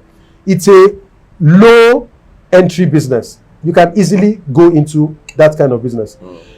The king of that lot now, which I think will be very vivid to people who are watching this, is the POS business. You also have POS business, very easy. You just call them, the company, they will give you the machine and you start doing business. Where are we now? On some streets, you might find up to 10 people doing POS. That's not even some POS people are now sharing the same table. 2 POS people, same table. That's where the competition has gotten to. So that just tells you what can happen when you go into a business that is very easy to enter. When they started, we know how much commission they were charging. Now, commissions are dropping so low. When I shared this on my social media, and a lot of people were arguing, particularly I feel for people who are into that kind of business, they don't want to hear anything negative about it. But my job is not to tell you what you want to hear. My job is to tell you my candid opinion, my honest opinion. Where I see that the industry going to is that I don't know about the rural areas, but you see urban centers, like the hearts of cities like Lagos, Ibadan, right? What will end up happening to POS is that when you go to a supermarket or a petrol station, they will tell you they can give you money. They can give you cash, but they only do it for their customers. So POS will end up being a value-added service that businesses use to attract customers and keep customers. So you can go outside and they will charge you 100 or 200 naira. Or you can come and buy fuel from us and we'll give you that 20,000 naira you want to withdraw. No charges. The supermarkets can do it. And if you think about it, these businesses need to offload cash. The supermarket needs to offload cash. Yes. So instead of waiting to go to the bank, they can convert that into a PS business and use it as a value-added service to get, And it's so true. It's so true. So now I'm thinking, inflation has been disturbing us in this part of the world, in Africa. Now, what do you think? How do you think inflation affects us? And can you explain inflation in its simplest form for anybody to understand? Okay, so there's a layman's term. There's the entrepreneur's explanation, because this is one of those things that an entrepreneur needs to understand. Exactly. So that you don't get played by what is happening around you. That is exactly the thing. Yes. So inflation to the lay person is that what it costs, the amount of money required to buy a product is getting more and more. So I need to buy this watch. It costs 10,000 naira today. If I come next month and they're telling me this watch is no longer 10,000, it's now 12,500 inflation. Yes. And it's still the same watch. Nothing much has happened. That's inflation, right? So more money chasing fewer goods. Now, why does inflation happen? So that people understand the different flavors of inflation. Yes. One is the one that is caused by higher costs of doing business, higher cost of production. When the Boko Haram problem was at its height, and it was becoming very difficult for farmers in the north to either farm or produce products. At a time, it was tomato. Tomato became so expensive because the cost of producing tomato in some places was the cost of human life. If you go to the farm, they kill you. So for that reason, people held back. The quantity of tomato in the market reduced to the extent that it was not able to match the demand for tomato. Why? Because the cost of producing tomato increased. Even moving it from the north to this place, they will tell you there are all these people on the road extorting them, the roads are bad, all these things. So it's not as if nature started demanding more to produce tomatoes, or that we do not have sunlight, or the fertilizer, something happened to fertilizer. Just that chain, the value chain, had hiccups that increased the cost, so that in places like Lagos, we just noticed that tomato was expensive. So inflation happened because of cost. The second is the type that is caused by demand. Because price, which is what inflation is about, price is about where demand and supply agree. Whenever they agree is where you get the price. If demand drops more than supply has to adjust to meet demand. That means prices will fall. If supply drops and demand remains the same or is going higher, price has to go up to match. The best way to explain this is in periods of fuel scarcity. The number of cars on our roads have not reduced. The number of people who need to get to work or move from point A to B has not reduced. So demand is still as strong. But because of whatever happened on the high sea or with supply of petrol, all of a sudden our filling stations don't have petrol. Just few of them have petrol. The few that have the petrol, all of a sudden, tell you that the petrol is no longer available so that they can sell on the black market at a very high price. That's inflation. What caused it? Because there was a dislodgement between supply and demand. Yes. That's another way that it can happen. The one we are facing now is largely due to our exchange rate. And it's also based on demand and supply. More people want the dollar than they want the naira. As a result, the value of the naira, the price of the naira has dropped because the demand for the naira is not a lot. But the supply is high because CBN still has, so the price of the naira has dropped. So because the price of our naira is weaker than the price of the dollar, anybody who does import buys dollar. That's the cost of their business. They buy dollar. Yeah. Just like the way you buy fertilizer for the person who is a farmer and all that. An importer buys dollar. Yes. And that dollar has become expensive because of a displacement between demand and supply. So if I'm buying dollar more expensive, I will push the cost to the consumer. And that's how we have this inflation. Now I'm trying to get balance of, some people, feel when this inflation, if this inflation happen, I want you to break it down how someone knows it's making money, especially entrepreneurs and business people. Because let's say you are in 2021, you are earning 1 million. You think you are doing well. 2025, you are earning 4 million. You may think you are doing well. But maybe if you convert to inflation, you will say that you are even poorer than when you were 2020. Yes. How do you break it down for somebody to be able to understand that when you are making profit in business, if you convert it to, if you put it together with inflation, you should know that you are not even making money at all. Okay, so the way to the explanation will be different for somebody who is earning a fixed income. Yes. Versus somebody who is in business that can influence their income. Yes. For the person who is earning a fixed income, what they are going to spend on has become more expensive. So what your 1 million used to buy before, you cannot buy up to that anymore. But your disadvantage is that the money you have in your pocket is fixed. Business owners have more room to maneuver, because what they can do is that they can transfer. If I sell watches and I buy for 10,000 and I know that my markup is 25%, I mark up 25%. If I go and I don't buy for 10,000 again and I'm buying it for 12,500, I will mark up 25%. So what it means is that I am cancelling out the effect of inflation on my business, because I'm transferring that cost to the customer, right? But the 25% I put on top, which is more or less my gross profit, still needs to take care of certain things in the business. If I'm buying diesel and the cost of diesel has increased, that will now shorten what my profit used to be. I can marginally increase salaries that I'm paying to staff. But things like diesel, things like maybe internet access, things like transportation, those costs will impact my business. So in an inflationary environment, people, the goal, which is something I often tell my clients and my students, anytime you go on social media, everybody's talking about marketing, sales, sell more, sell more, sell more. In an inflationary environment, you get more of people who say, I'm making sales, business, customers are coming in. I'm always getting alerts. But I've paid salaries, I've paid rent, I've paid all this. I can't find any money. There's no money left for me. That's because winning the game in an inflationary environment, I'm not saying sales is not necessary. You will still do sales, but something is just as important as sales, equally as important as sales, which is cost management. If you're not paying attention to your costs, you can easily see cash coming in, but you won't make any profits.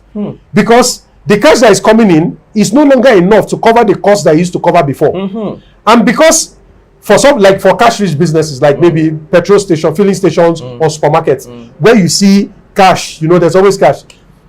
Many business owners, and this still goes back to that weakness in capacity, where people have not learned how business works. People misunderstand cash for profit, and they are two separate things.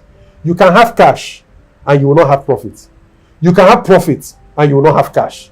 An example, the camera that is recording us, let's imagine that's what I sell as a business.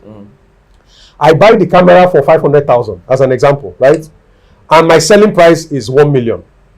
I get a customer, the media department of the bank comes in and says, I want to buy this camera. They buy the camera for 1 million. This is now 2 months after, they have not paid me. My profit is 500,000 because I made 500,000 on top. Profit 500,000. Cash 0. So I have profit, but I don't have cash. So while I'm waiting for the customer to pay me, salary is falling due, rent is falling due. I need to buy diesel. That's why they say cash is king in a business. You will not tell those people that I have profit. I can take. Nobody wants to hear story. Cash. So the moment you cannot pay salaries and you cannot buy diesel, your job will not be working. Your staff will leave you. Wow. Even though you have profit. Wow. That's why they call it paper profit. How can you have profit? How can you have cash but no profit? I bought the camera for 500,000, and because of the way things are, people are complaining. I go ahead and I sell it for 400,000, and the customer just say, thank you, pays me cash. Do I have cash? Yes, 400,000 naira cash. Did I make profit? No, I made loss of 100,000. So you can have cash, no profit. You can have profit, no cash. And the mistake that people make is that when they're in these businesses where there's cash, you have a filling station or you have a supermarket, cash is coming in. Whenever you look at it, you say the business is doing well. It may actually be that business has been dying since 2 years ago. Wow. But because you're not monitoring costs and you're not keeping, not that you don't keep records, but you don't check, like if you go to see a doctor, they'll say, let me check your vitals, blood pressure, temperature. The vitals of a business is how much did we make last month? How much did we spend? Many businesses don't know that. What they are looking at is, do we have money in the bank? Then all of a sudden, yes, you have 5 million in the bank. We have 5 million. Next thing, we're paying rent next month. Oh, we're paying rent next week. How much is rent? 8 million, but we have 5 million. Okay, let me go and mop up funds. They now go around, borrow money, pay the rent. Now what they have is zero. In many cases, that would have been the first warning sign that this your business is running at 3 million naira loss. But what you just thought is that we are shorting cash. By the time some customers pay, we will make money. Meanwhile, the business is not profitable. Can you imagine? So these are the things that if people know that you are seeing cash doesn't mean that you're profitable, and profit is what guarantees that you survive long term. Another reason why many people don't find out easily is that lack of profit, which is loss, making losses. For a business, making losses is a chronic illness. A chronic illness is an illness that kills you over time. You're not dying this year, not dying next year, but we know, chronic. Then there's instant death, where something, maybe an accident or something, boom, you die then. If a business dies by cash, it is instant death. Is that I have 500,000 naira profit, but I don't have any cash. I cannot pay for diesel. I can't pay salary. That business is closing that day. The moment there's no diesel, your machines can no longer run and you don't have staff. Business is over. But if it's death by profit, like the example I gave you, I bought camera for 500,000, I sold it for 400,000. I made loss of 100,000. But I still have 400,000. I can keep used to trade. I may do that for some time before I now find out I've run out of capital. So lack of loss. The reason you don't know is that you're dying slowly, and it's because you can see cash. When people get into crisis mode is when they run out of cash. That's when their business is trouble. So it's so true.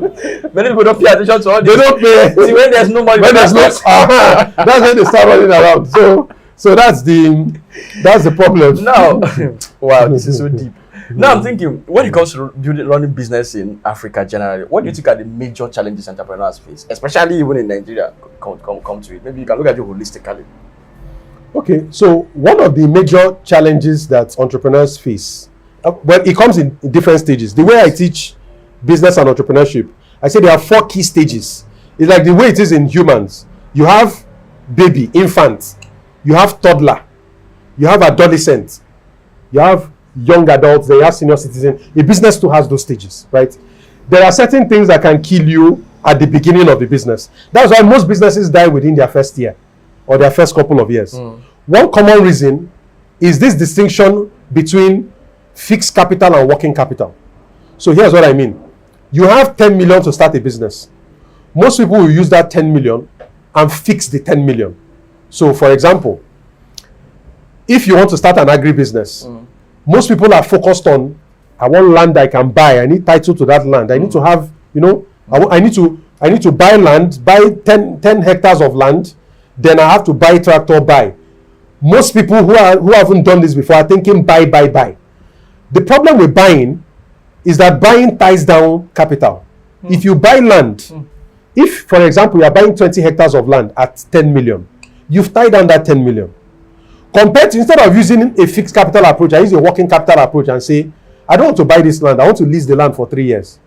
Instead of paying 10 million to buy the land, I may end up spending only 1 million to lease that land for 3 years. What that does is that instead of tying down 10 million, I've only tied down 1. I have 9 to work. When you are starting a business, it's a game of endurance, because most of the projections, most of the planning that you do will end up not being the way you expect. If you expect that within 6 months, you would have made enough sales to cover your costs, that 6 months may end up being 18 months or 2 years. So that's why I said going in with assumptions, not going with a fixed mindset. If you go in with an assumption, somebody who goes in with an assumption spends more money on bullets, not on guns. Because the thing with a gun is that once the bullet finishes, the gun is useless. Yes. Except you want to turn the gun into a club that you're using to hit people. So you spend more of your money on the bullet, knowing that I need to keep going. I need to be able to keep going than to tie down all that money, and then what if we get to 6 months and I still need to do some more work to get customers? That's usually the biggest problem with businesses at that level. Just before they're about to realize their potential, their light dies off. They run out of capital.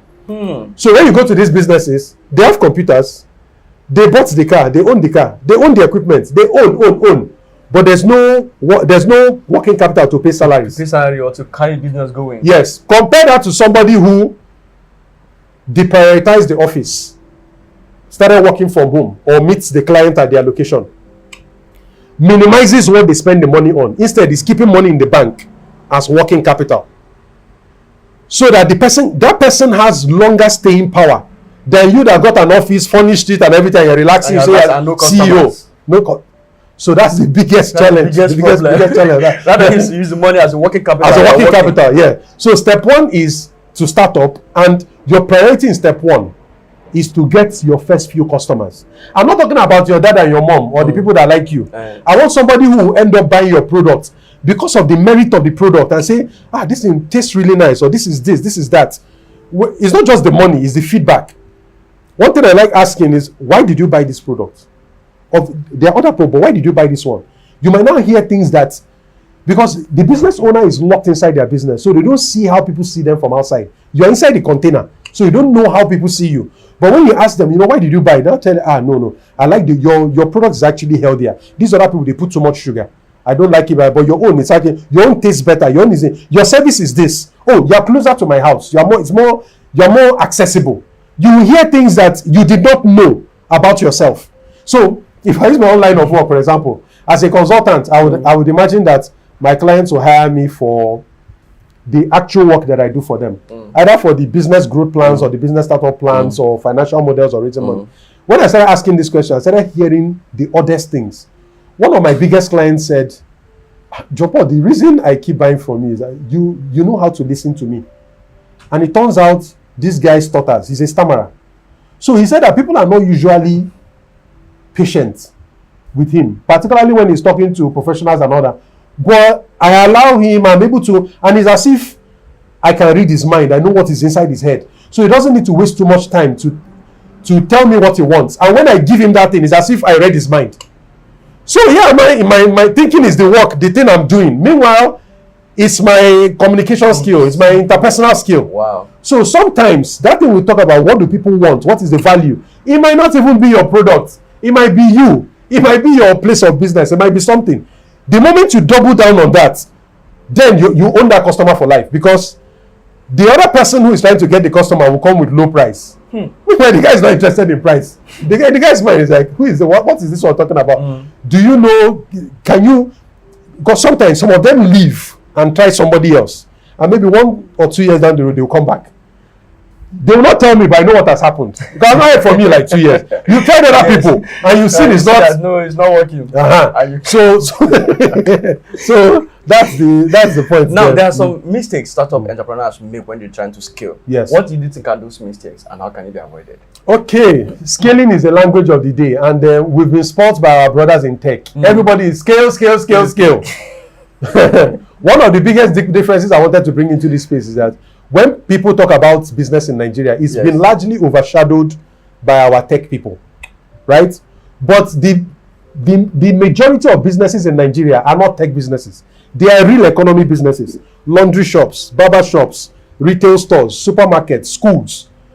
When these people listen to our people, what they are saying is not relatable. Whether it's the amount of money they are raising or how they are running their business or even scale and all those things, it doesn't make any sense to them. So if you try to scale like our tech brothers, you will crash. Why? The way you scale in tech is you build up your foundation first, which is usually the infrastructure, the tech infrastructure.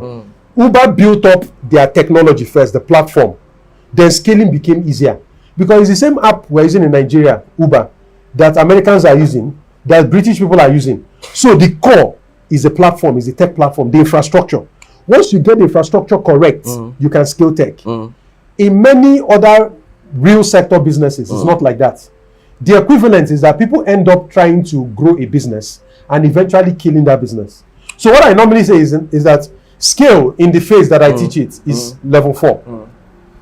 And one of the biggest reasons that kills a business that has made it through startup is growth. There are 3 times when a business can easily die. When it's starting, when it's about to grow, and when it is transitioning. Maybe the owner has jackpot and is trying to hand it over to a manager or somebody here. That's when the business becomes sick. Or the owner has retired and and is handing it over to another generation. That's another time when these are the 3 times transition growth. So why do businesses die during the growth stage? The explanation is this. When you are a small business, for many businesses, the owner can handle most of the things that are going on. Okay. Many of your customers, you know them by name. Most of your transactions, you have them in your head. All your processes are inside your head. How to run that business. Because it's something you started from your bedroom, from scratch. You know it very well.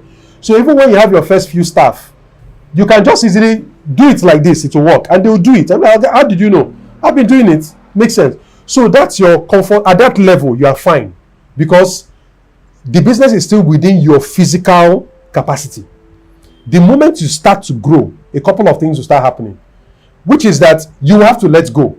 The business is now good. For you to make that more money you are looking for, you have to, the business has to expand beyond your reach. One example, like in terms of growth, there are 3 ways you can grow. You can grow by sales. Last year we made 100 million. This year we made 200 million. Still the same company. We are still located in the same location. Still 12 staff. Have we grown or not? Do you think we have grown? Last year we made 100 million. This year we made 200 million. You're growing. You're growing only in terms of money. But the size of the business has not grown. I can easily grow if I double my prices.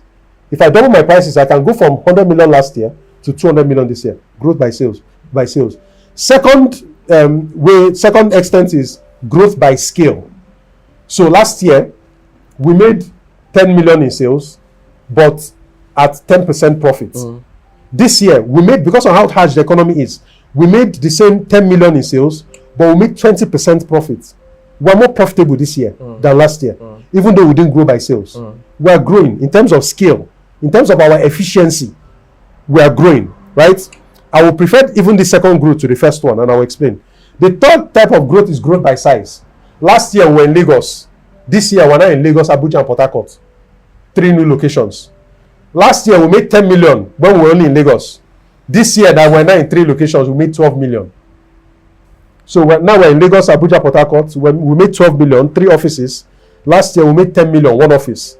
Guess what? Our costs this year are higher. It's likely this year we didn't even make any profit. Because we're not carrying more costs for additional. So these are 3 different ways a business can grow. And they will tell you, I am growing. Now, the least risky way is to grow in terms of scales, but not volume sales. Volume sales means you are selling to more customers. Margin sales means you are selling to the same customers, but at higher prices. For a business that understands growth and wants to take their time to grow and wants to accumulate capital and capacity to grow, I would ask you to create high margin products or services that will allow you harvest more profits at your current size. The next thing, because you will need capital to grow, that's the thing people don't prepare for. The moment you start growing, the fastest thing that can grow is the number of customers. Because if you think about how some businesses want to grow, they go and run ads on social media. You can run ads from this evening. By tomorrow, the number of customers you have can double. But you cannot easily double your capacity. The staff that are currently working for you, it took time from the time you hired them till the time they got used to the job and became competent at the job. It takes time for you to ease employees, for you to train them and coach them, right? Acquiring equipment. You need time to acquire the equipment, install the equipment, and train your people on how to use the equipment. Physical space. If the number of customers will not fit into this space, you need time to get additional space and expand. So the easiest thing to grow is the front end, customers. And that is why they will kill you faster. Because once the number of customers come in, and when you were small, people knew you for your quality. Now that they've given you more weight than you can carry, things start to fall apart. Your customer service has dropped. You're not responding to emails or to people as fast as, you're not delivering as quickly as you used to deliver. People start complaining. What's going on? This is not what they told me. This is not what they told me. And before you know what is happening, you start to lose customers. Retention becomes a problem. Negative word of mouth kicks in. That this business, they don't know what they are doing, things like that. For many people, they either manage that crisis or that crisis kills them. There was a business that caught my eye in 2013 or 2014. I first saw them on CNN in Lagos here. They were on the island. And I think what they were doing was deliveries. Before Dispatch started, they were one of the first people. The founder was featured on CNN, things like that. I used the service a couple of times. But when a business is dying, because that is one of my areas of competence. when a business starts failing or dying, I started to notice the telltale signs. So, for example, I'll call the person at the front there, and she told me she doesn't work there anymore. And from the grumblings, it appeared either the culture had fallen apart, things like that. Then you call the office, they don't pick. Then after some time, they're mixing up deliveries or taking a longer time to do their deliveries. It only takes a couple more mistakes. Your previous customers and your new customers will leave you. Money coming in will crash. You still have bills to pay. Before you know what's happening, that business closes down. When you really ask, where did the problem start? The problem started the moment you started growing that business.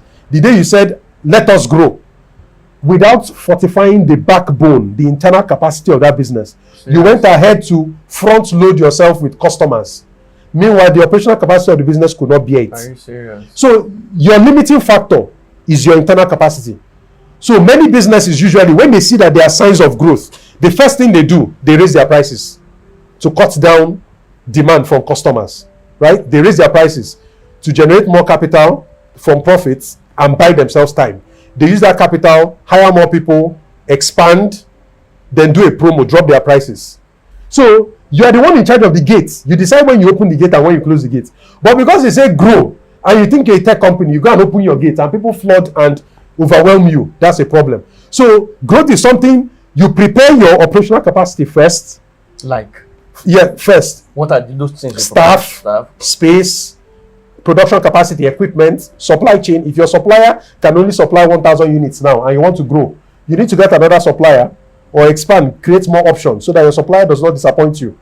These are all options that you have to. Your warehouse right now can only handle 1,000 pieces. The number of customers you want to sell. So you increase all of that back-end capacity because you are seeing signs. And your first sign will be if you raise prices and they are still coming. You keep raising. You have to raise up to the point where you get a volume that you can deal with. While you're now quickly at the back end, you are recruiting, you are training, you are expanding, you are doing all those things. Then when it's ready, you now do one promo, do giveaway, open the gates, let sales come in. The new capacity will absorb it. You have now grown. You are now a bigger business. And you have survived the growth. So if you don't do it that way, the growth will kill you. So people can try to grow a business and kill the business. And growth kills businesses in Nigeria. Can you imagine that? Growth can kill a business. Can kill a business. Yes. And for many people who have not seen, and see, of all the ways a business can die, remember I told you there are several, but there are three main ways. When you are starting a business, the likelihood of a business dying is a lot. In that case, you don't, the pain is not much. Even if you are crying for your money that you lost and the job that you quit, you have to go and start looking for another job. The pain is not much because the emotional attachment, you are trying to build something that did not survive. It's like you are trying to have a baby and the baby died. You never give the baby a name, you never looked into its eyes, nothing. It's not painful. Yes. When you have grown a business, something you started, you know how it was, and all of a sudden the thing dies. It's like dying in your prime. Trauma. That's what makes it very terrible. And the reason why many people don't know about these things is that we are a culture that celebrates, we are hungry for success. If you are not successful, people shun you. Let's even go beyond business. You see, political position. I'm telling you. The moment you finish your tenure and come down, it's as if you're a shadow. Nobody pays attention. Good. Here. So in business, if you're not succeeding or you're not doing well, nobody cares. Pays attention. So, and we're losing a lot because there are a lot of stories that people that have gone through these things have to tell. There are a lot of lessons. Success doesn't teach you anything. Success makes you high. It just gives you that feeling. But success doesn't teach you much. The best teacher is failure. Because you're in a mental state, you're in a state of humility. And that's the best state to learn. An excited person doesn't learn. It's like you're teaching a class and there's this child that's up and down everywhere. It doesn't learn anything. The best person who learns is a humble person. And the best time for you to learn is when you have failed. So failure teaches a lot. So we have people in Nigeria that have rich knowledge from their failures. But because of how we were as a society and how we treat failure, even the concept of it, we are missing out on those stories. We are missing out on those because there's a lot to learn. That's why I'm shocked that many people don't know that growth can kill a business. If not, people would approach growth with respect. People just think it's a matter of I'm happy I didn't miss this part. People are just like, if I can just raise money, I will grow this business. It's not that they're raising the money to improve their operational capacity. They want to raise that money to do ads and to buy more goods to sell. They are doing the very things that will sink them. Can you imagine? Wow. So that's a problem. So there's nothing wrong with grow gradually, get yourself, build a strong backbone, so that anything that hits you, even if you come upon a big opportunity, you can take it. Now I want to put it this way. You mentioned many areas and tell that people that you know that your business is failing. So maybe you can categorize and clear it more clearly. What are the things, maybe 5 top signs you can know that your business is dying as an entrepreneur? So you can take note of them to be able to put yourself in place. When you are losing low customer retention, when you are losing customers, you've had loyal customers for some time, and you notice that your loyal customers are not coming back. So these are people that have been buying from you normally. All of a sudden, you're not seeing them anymore. So some people may just think maybe your customers are, we have a way of compensating for it in our mind. Maybe they have relocated, maybe it's the economy. It might not be. It's very likely something has changed and you don't know. Remember what I said about business owners? We are locked inside our business. We don't see our business from outside. Yes. So there's a lot you can benefit from that outside. Yes. So it could be that there's a bigger competitor, or that your industry has changed and you don't know. There's now an alternative that people are buying that is cheaper, more functional. So people have just gone ahead and they're buying it and they're not buying from you anymore. It could be that when you're not around, your employees are actually chasing away your customers, as in terms of the customer service is very poor. It could be like your quality control has collapsed. So you are getting more defects. People buy your products and it's getting bad and they have lost trust in the business. It could be several different things that will make your returning customers stop coming back. Because when you think about it, in this part of the world, I think humans generally, we are habitual consumers. People are more likely to buy things that they are used to buying. If you look at the toothpaste you use or your soap, it's unlikely you just started using it yesterday. It's habit. Yes. And it's because I will go with what I trust than to just test something new. All of us, even for some people, it is hard for them to change their phones. Moving from iPhone to Android or the other way, the kind of headache it gives, they stick to just keep buying Android or keep buying iPhone. That moving of data and all that. So for some people, it's that way. So if you notice that your most loyal customers are no longer coming back, there is fire on the mountain. You need to look in. Another two is employee churn. When you notice that the turnover of your employees you have mass resignations or a lot of your employees leave you at the same time, that's a crisis. It means either that your culture has collapsed or you are no longer a competitive employer. And when I say competitive employer, these days, it's not just about how much I pay in a salary. It could be opportunities on the job. Am I learning on this job? Do I feel like I'm growing? It could be that it's a toxic workplace. Anytime I'm coming to work in the morning, my heart is beating fast because I don't know what is going to happen. The guy runs the place like as if it's a military camp or something. So, yes, you are paying me well, but I don't have peace of mind. So it could just be that your culture has collapsed. That could be another place to check. One of it too, we have covered it previously, which is that if you look at your records, it could be that your profits or your sales have been in decline over the years. You have been making losses, but you didn't know because you have been seeing cash. So you are making losses, your cash is going down gradually, you don't know, but because you are seeing cash. The best kind of business that will show you this is a provision shop or a supermarket business. You go in there, you start noticing that their shelves are thinning. The products on the shelves are reducing. They now start using products to pad their products. Sometimes they're going to keep carton behind so that to look as if there are more products. That's a sign that the working capital has reduced. They don't have enough capital to restock. So that business is facing a cash problem, a capital problem. It's on its way down. So many times, if you can spot these things early, you may be able to turn around the business if you know which area where this thing is coming from. Or because our society is a society of belief, unfortunately, that's what crashes many people. They say, I believe this thing is going to turn around for good, and that's because you're not looking at the root causes of what is causing that. You don't see blood coming out from a part of your body, and you just hold it and say, I believe. No, you run to the hospital. You can't look for solution. That's what you do. But when it comes to business, we just think that things will just turn around. Fall into place. It's difficult for an employee. Quitting a job is it's something I did. Quitting a job is a difficult decision. You have to look at it and say, what if that other place is not as good as this place? What if? So for your employees to leave you, particularly en masse, that there's a problem. There's a problem, yes. So, now, I'm looking at that first point you raised. That you talk about maybe losing your customers. Yeah. What if probably inflation, things of the economy and all of that made you to push your price up and you start losing customers? What should you do? And you know that going down with that price, you are making loss. So bottom line is, if we trace it back and say, this thing I'm selling, my customers will still need it, right? So this has even opened a new direction. In an economy like this, when things are hard, I know we talked about needs, but there are 3 classes of needs. Exactly. So you have essential needs. No matter how bad the economy is, people will use it. So things like food, water, education is an essential, particularly for your children, essential need for Medicals. some people. Accommodation. Nothing will ever make people say, I'll move out of my house now and start living under the bridge because the economy is hard. What they will do is they'll move out of that apartment and go for a cheaper one. But whether accommodation will be on the table, it's always be on the table. So in an economy like this, if what you are selling is an essential need, it's now a game of, I know my customers are buying this thing from somewhere. It's not a case of they have stopped using it. They are buying it from somewhere. Who are they buying from? And why do they prefer buying from that person and not me? You may go there, maybe price. Or you may go there, it might be the offer. I tell people sometimes, what you're selling is not your product, you're selling an offer. And let me explain it this way.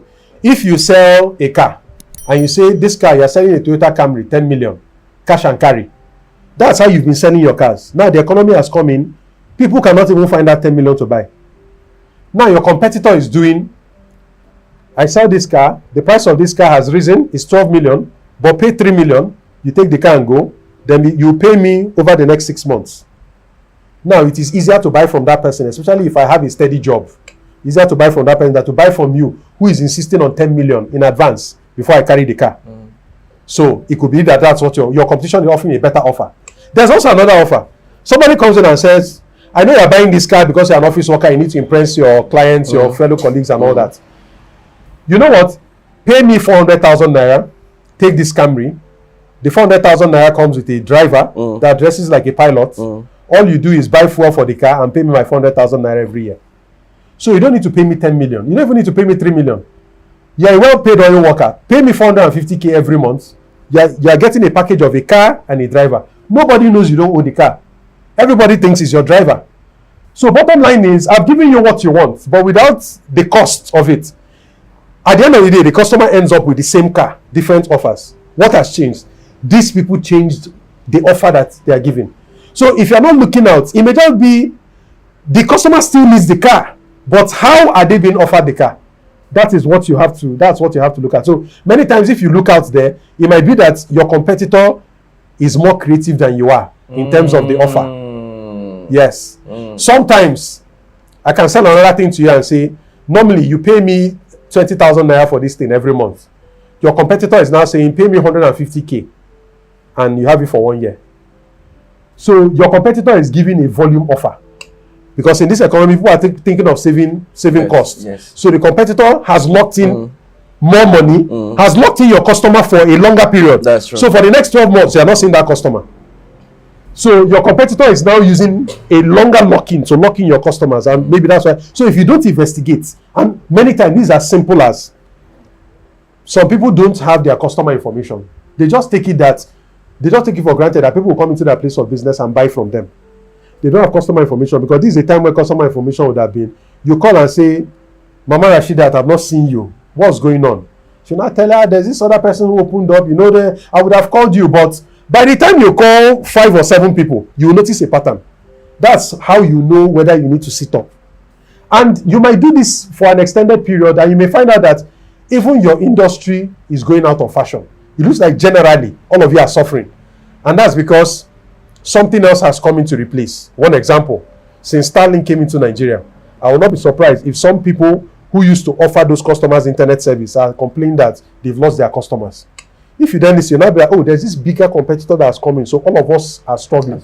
So it might be a systemic thing, or it might just be personalized to your own business. So in that way, you just need to re-strategize your you have to change your distance. Exactly. Now, this is very good. And I'm thinking, in one of the videos, you talked about the fact that companies already know whether they will achieve their goals for the year from March. Yes. I looked at it, I said, isn't that quite too early for somebody to determine what is going to happen for the end of the year already, just from the first quarter of the year? Why did you say that, and why? Okay, that's because In the companies that you call structured companies, what makes them structured is that they are not running their business by sight. Most small businesses run their business by sight. What I'm seeing. That's why many times when you're away from the business drops. Because you're not there to look at your employees. So what you cannot monitor or measure, it will not work. So many small businesses run their business by sight. Big companies run by data. It's not just by what they see, they run it by data. So the way you will know how you will perform by the end of this month, for example, one example is if you are tracking your leads, the number of people who call on the phone and say, I'm interested in this product, how much? When can you deliver? Let's imagine in January, you got 500 calls. And in February, you got 150 calls. If I tell you that when we eventually saw our numbers for January, that we made more sales in January compared to February, based on the data I showed you of leads, will you be surprised by that performance? Because the more people who are making inquiries, the more likely it is that more of them will convert into customers.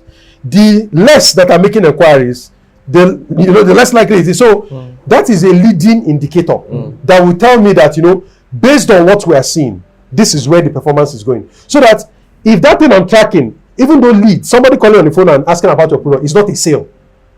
But big companies are worried about those numbers. Because why are we not getting leads? Let's go and advertise.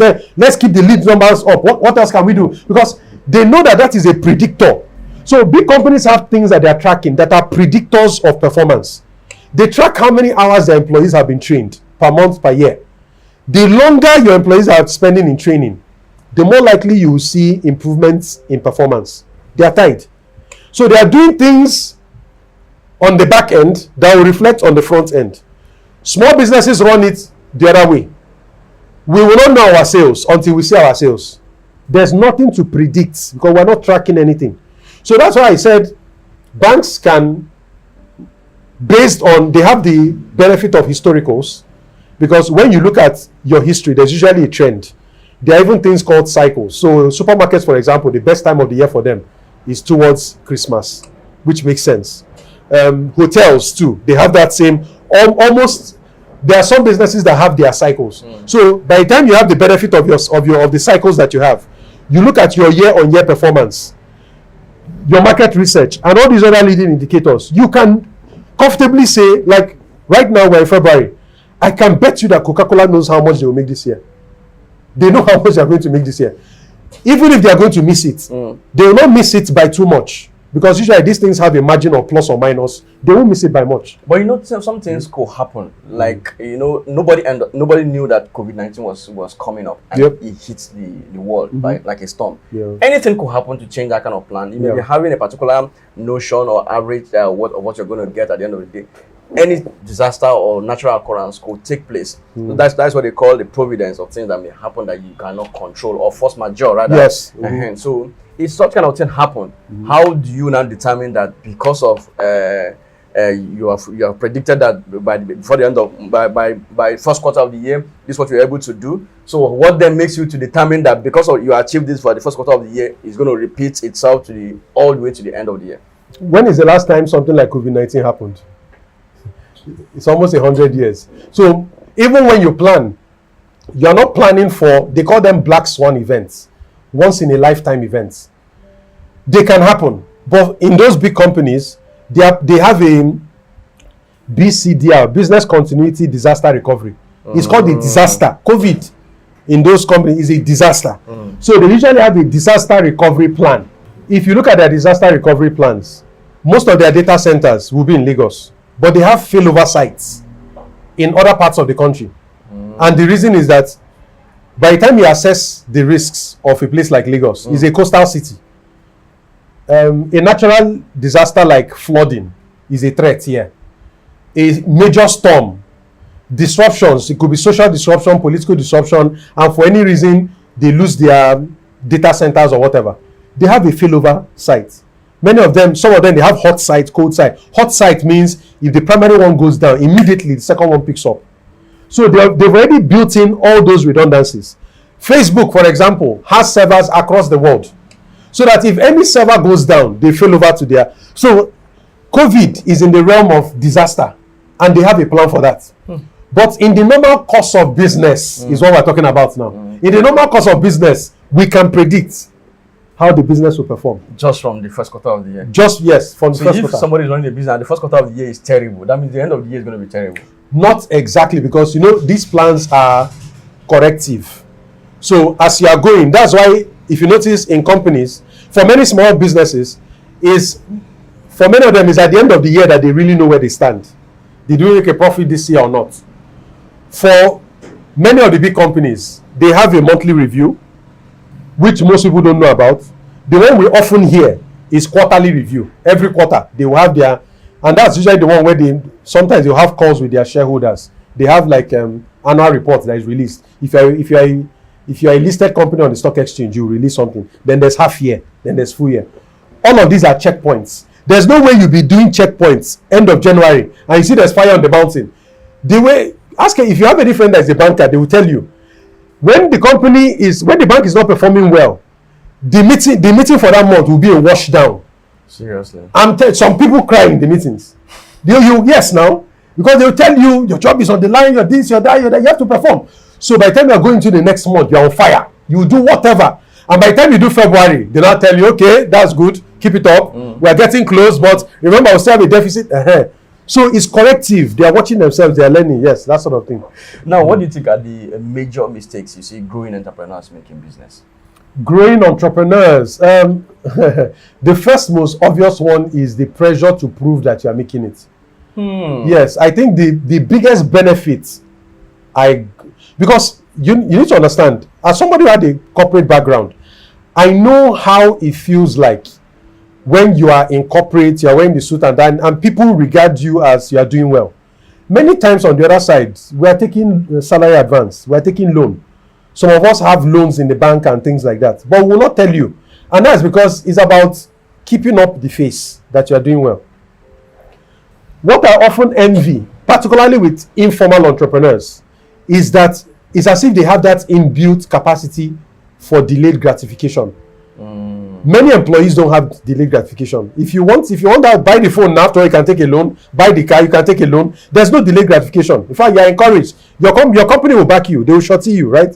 But when you are running a business, you cannot afford to live by what people think of you. Because those same people that are, when that business crashes, they are still the same people who. So you need to know what game you are in and play accordingly.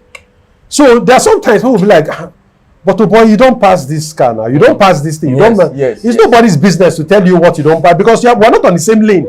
We're not on the same lane. And the good thing is that if you play your cards right, a time will come. You will have more money than you need to even buy all this. In fact, a time will come, you'll now notice that, okay, when I was an employee, every day I have to be on the road because you are committing to work. Maybe we'll talk about this another time, because that's a very big. People spend a huge part of their productive lives on the road. But then now that I have more flexibility around my time, and I don't have to be on the road, I can dictate when I work and when I need to move. I now find out that the car is not productive. Can you imagine? Yeah, the car is not productive because I only we'll take it to church. And then what else? The couple of times, the car that's so why, like what I do, why will I go and spend a lot of money and tie it down in the car that is not producing anything? Meanwhile, I can put that money in business and get to another level. But many people who don't even have where they live drive very, very good cars. Why? It's because of what people will say. Oh, you drive a big boy. Oh, they are big boy. So at the end of the day, if you are living by those rules, you will end up bleeding your business. To satisfy people who, many of them are not your customers, they are just fans. Who don't even care. Who don't care. And the moment you fall, they'll come for you. They'll come for you. So I think that's the biggest weakness that people, and there are not many of them. I see some young people who have that capacity for delayed gratification. And I really admire them, because I wish I had it when I was their age. Because you know where this is coming from. It's coming from peer pressure. One of the strongest forces in life is peer pressure. Because the thing is, you cannot hide from it. If you deny it or hide from it, everybody will call you a weird person, or they will call you a stingy person. They'll give you a name. You will not belong. So no, there's nobody that doesn't want to belong. So in the course of belonging, we will do anything to belong. And happy is that man who is able to do what is required, even if people don't like him, or you do what is required. Because at the end of the day, when you deliver, there are still the same people who be like, how did you do it? Many people say they want to be like that, but I say, stop dreaming, you cannot do it. So, you want to become a billionaire, you can't do it. People see the money, they don't see the sacrifices on the other end. If the bank tells you his story that somebody has 1 billion, but is still living in a one-room and parlor, he has still not traveled out of the country, many people will think he's a mad person. Yeah. It's an uncommon thing to do. So you're not saying you want to become the billionaire, but you don't have the capacity to delay gratification. Forget it. It's not possible. So someone like me, right, I tell you, I don't want to be like Dango. I don't have any. He's my most admired entrepreneur. But the reason I admire him is that I think admiration is built on somebody you love what he's doing that you cannot do. Yes. I just take it that this man, but I know I can't be like, I don't even want to be like that. So whenever I see people say I want to be, you don't know what you're talking about. You don't if you see what is on the back end, you will not want to. You won't want to touch it. Why delay that question? Are there other ones? Yes, there are a couple of other ones. Not investing in your learning, because the thing about business is that the more you know, the better your decisions. The biggest killer of businesses generally is wrong assumptions and bad decisions. If you make the wrong assumption, whether you made it because you believe or whatever, if your assumption is wrong, that business will suffer. If, for example, you assumed that you are supposed to sell this product for 20,000 naira, you ended up not making any sale because the product turned out to be too expensive and scared people away. That's the wrong assumption that had hit you. But if you had information on how much your competitors are selling their own, which would have not cost you much, you could have gone to their website, you could have done some mystery shopping and found out. Lack of information can deal with you. And it's the information you have that informs your assumptions. The more information you have, the better your assumptions will be. The better your assumptions are, the better your decisions will be. Because when you really look at it, if you boil it down, look at the best business owners we have. It's not by education. Our best business owners are not PhDs by any stretch. They are not people who have won Nobel Peace or any international prize or whatever. Many of them are just normal people. And their biggest asset is they know how to make decisions, whether under pressure, amidst uncertainty, amidst unpredictability. They know their decisions they know how to make decisions. And they're also decisive. If we come to the point where a business is dying, there's a small fraction of people who know that their business is dying. They know why it's dying, but they can't take that action because it will cost them something. So if, for example, the reason your business is dying is that we have looked at the numbers, it's clear that you're overpaying on rent. This place where you are, your business cannot afford this place. Your rent is a drain on the business. So the sensible thing is leave this place, go to a smaller place you can afford. They will not do it. Rather, let that business die. Because the prestige I have is because of this place. I are saying I should lose the place. No, it's better let the business die so that people will think it's business than for me to go and squeeze myself in one small place. So sometimes, and that's not being decisive. You're not being decisive. Some people will be like, I have 20 staff. The numbers are showing that the way the economy is, you have to downsize. It's a difficult situation. It's a difficult decision. You have to make it. Some people are not able to make it. I'm friends with my employees. I know their wives. I know their children. What face will I? So at that point, you choose. Because when the business eventually dies, guess what? Everybody will not have a job. So it's either you have to choose to cut off your leg to save the body, or the whole body will go. So is about assumptions and decisions and how you are able to approach them. That's the second powerful option. You have one more option. One more. Of what? Of reasons why mistakes entrepreneurs make, growing entrepreneurs making business. Okay, this one is a bit more technical, but I think it can help. 3 friends want to start a business. They were working in the same bank. They came out and said, we're going to start this business. It's in fintech. We'll raise a lot of money. Fintech is booming. Let's go in. And you used to work in treasury. I used to work in banking operations. You used to work in marketing. So we complement ourselves very well. So to be fair, all of us who share this business, 3.3%, 3.3%, 3.6%. All of you pull out from the job. Then all of a sudden, one person says, his wife says he should not quit that job, that his wife did not agree. But you've already submitted your thing as CAC. All of you own equal shares in the company. So starting off, one person has kept his job and is running the business passively. The second guy has come out. The business is not moving as much as we expected it was over. Next thing you heard, he's calling you from Canada. He has jackpot. He has made his plan. But the records are there in CAC that 3 of you own the business at 3.3%. That guy that works in the bank is now telling you he doesn't have time. He doesn't even pay much attention. At the end of the day, you are not the only person carrying the load of that business. But legally, there are 3 people who own that business. While the business is struggling, they ignore you. They just call you once in a while, but they're nothing much. Next thing, they heard you joined one accelerator. You went through. The program was difficult, but you learned how to pitch, how to run a business. You developed your skills, all that. And eventually, you raised $200,000. Next thing, everybody they come out. They are co-owner of the company, CCAC. And that mistake is that you share capital, you share equity too early. When you are starting a business, everybody will come with promises and assumptions. You have to keep testing assumptions until the assumptions will yield results. So you can't just say, I agree, I'm your friend. In fact, friends don't usually make very good business partners. Can you imagine? Because friendships are built on what we call in the streets, see finish has already entered. There's already some assumption, is my friend, is my friend. Yes. So even when there are lapses, your friend will cover for you. You will not be able to see through the strict business lens that you're supposed to see. You will mix emotion with business. It takes professionals to say, as we're walking into this business meeting, friendship, let's wait. Let's discuss business. Afterwards, the only benefit you will get is that when we have disagreement or conflict, our friendship will act as a lubricant and make it possible that we will recover, which is an advantage you have over people who were not friends before they joined. Yes. But more likely, if you don't manage those assumptions and feelings and sentiments, it can sour that relationship. So if it's sharing equity too early, what's the remedy to this? Give people equity based on what they bring to the table. You bring capital now. We have seen the money. We'll give you equity. You say you don't have money, you contribute your skills. How long are you working for us? 4 years, 3 years. As you are working, your equity will be coming out. So your share is 33.3%.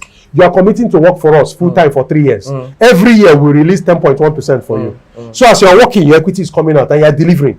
So you are giving people equity based on their commitments. If you give us capital and you want to withdraw your capital, as you are withdrawing capital, we are reducing your equity. So that nobody feels cheated as they are building the business. So that you get what is commensurate to what you contributed. True. You will not just show up because you were there. Somebody will come and say, I was there in the beginning. This is not real estate commission we are trying to share here. That's what we're doing here. You are building something that is growing value over time. So people should get value based on what they are contributing. So if there's anything here for young entrepreneurs, is that they get carried away by that. Oh, I'm starting to say with my friend, with my this, and I've seen it sour. In fact, the fight even gets to their wives, and they're no longer talking. These are people who were like school friends or childhood friends, and because they did not manage it well, and usually another problem is they have this discussion maybe when they went out to have drinks or something, and they say, you do this, I'll do this, you do this, I'll do this. Nothing was written. When I say written, it must not be a contract. It must not be an agreement. It might even be a simple WhatsApp message that says, we said we are going to start this. I will do A, B, C, D, E. You will do A, B, C, D, E. I'm bringing this, you are bringing this. You send to him. The guy says okay, or gives a thumbs up, or they sign that the person has read it. We can, the benefit of an agreement is not that when we get to court, we are hoping we never go to court. Because when goes to court is when a conflict cannot be resolved. The reason we want to have reference is so that we can reference it. We can say this is what we agreed. What causes conflict is no, that's not what you said. I said no. That's what causes problem. But if it is clear that this is what we agreed and you are not coming through, then it would be obvious to everybody. Now, do you think there is a guaranteed formula for building a successful or succeeding in business? A guaranteed formula is not possible. It's only possible for a certain group of people. But for most people, there's no guaranteed formula because you have to keep going with tested assumptions. For most new and inexperienced entrepreneurs, there's no guaranteed formula. You just go with assumptions and you are testing it. Because when you think about it, you are doing something you've not done before. Why would there be a guarantee? It would be unfair for there to be a guarantee. It's like getting a guarantee on the outcome of a match when you have not played that match. It will not be fair to even you that you are playing that match. Why expend the energy when you know the result? So baked into the assumptions mean you cannot get a guarantee. But there are some people that have guarantees. These are experienced entrepreneurs who have paid their dues. So when they tell you that Dangote initially brought out 12 billion to build the refinery, then now he has cost 20 billion to build the refinery. When you think about it, what sane person risks almost all of his empire, 20 billion? Because only Nigerian banks, I don't think Nigerian banks alone could do it. He even got money from outside. Dangote essentially took a bet on himself, because if that refinery failed, that was all of him going down. But that was an intelligent bet, because since the 1970s, Dangote gradually started with imports. He was a trader, then he went into production manufacturing. He has done cement. Cement is just as complicated as refinery, because you need raw materials, you need to extract them, you need to process them, you need to have access to the market to sell them. So, and then also, he understands the game of stakeholders, whether it is political stakeholders, captains of industry and all that.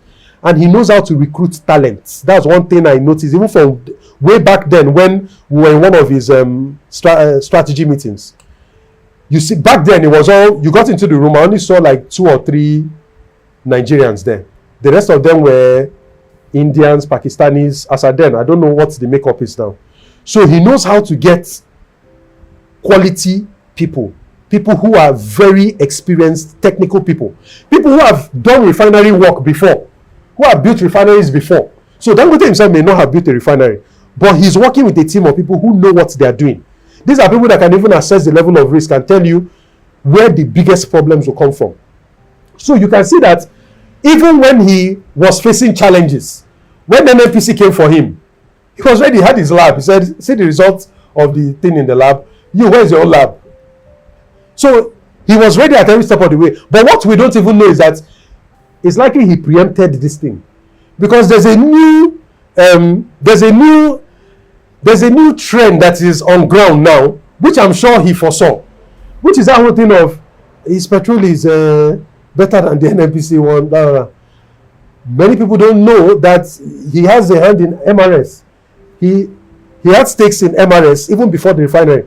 So he already thought about the end before the beginning, knowing that how you win this game is that these importers will come for you. You need to have your own ground in distribution. If not, they'll hold you to ransom. So even if all of you say you're not going to buy my petrol, I have my own filling stations. They might not be as many as yours, but just wait. I will not win you based. Before now, the petrol business was played on price. Oh, this filling station is selling for 970. This guy has now brought in a different dimension. Right now, his petrol is selling for about 20 naira less than the normal price. But I'm betting that it will end up going higher than the imported price. Why?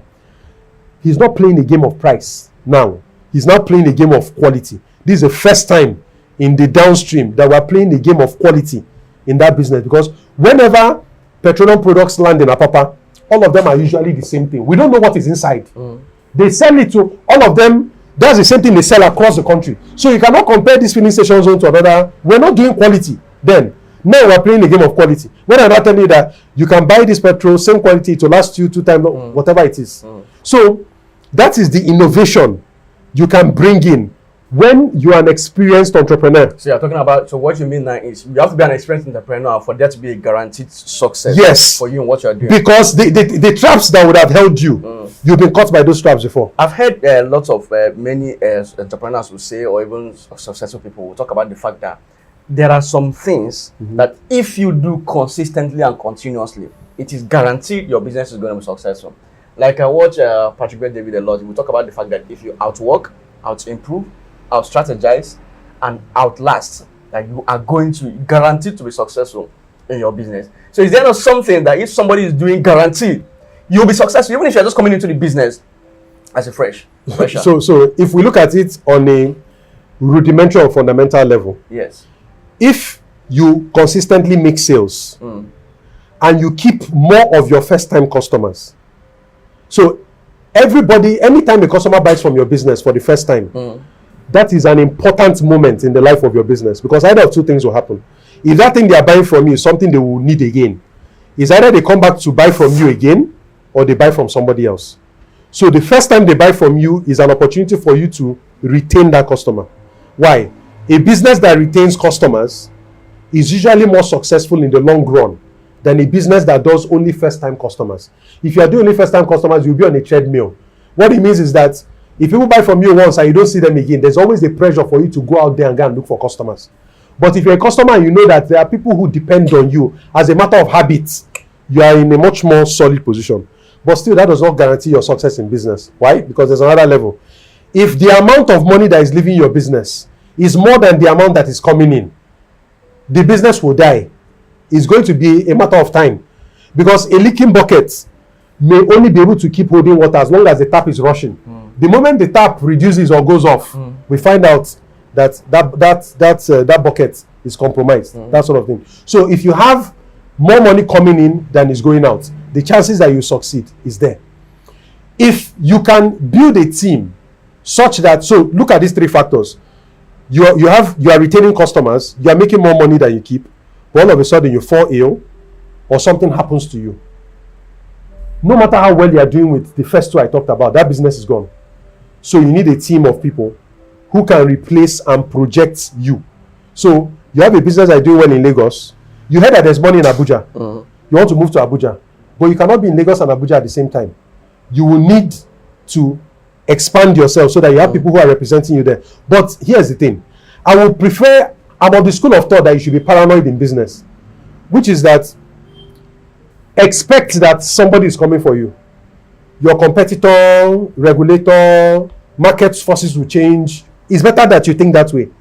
The problem with thinking that if you do certain things, success is guaranteed is that when the environment changes, you're likely to be watching the environment. You're watching, am I doing the things I'm supposed to be doing? I'm doing 1, 2, 3, but the game has changed. Imagine what you just said now. Now we are transitioning from industrial economy to asset-based economy. And the person is still ticking boxes and doing the right thing. Meanwhile, the thing has moved. So that's why I'm saying it's better for you to be paranoid. I don't like, business is not a solid science like physics or chemistry where you can measure the thing. We know the measurement for gravity. It has been like that 6,000 years ago, and it will still so it's guaranteed. Gravity is guaranteed.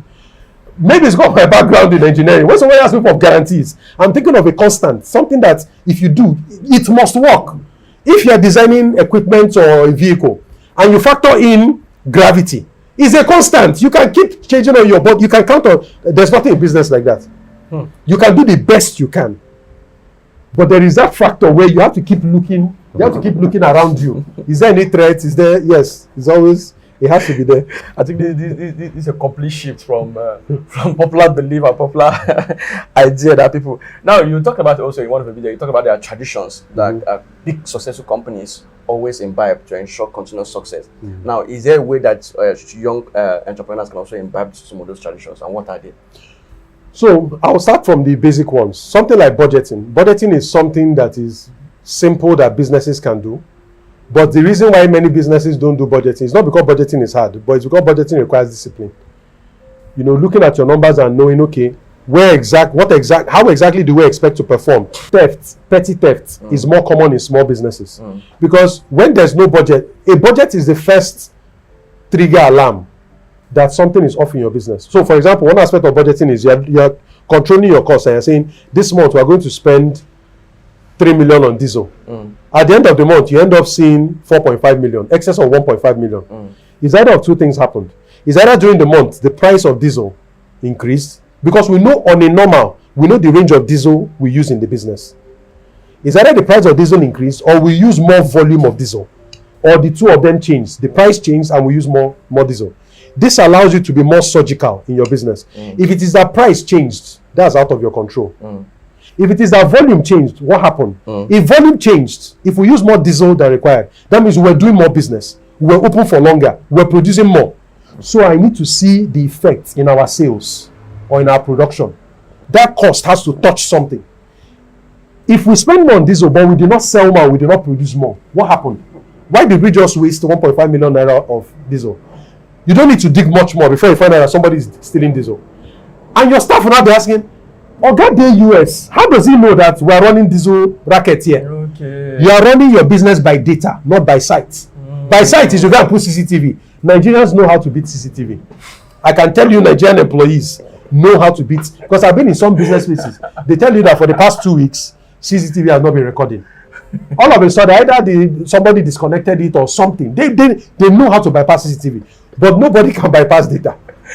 So if you run it by data, so very simple. So budgeting is one. Okay. Another would be leadership from the top.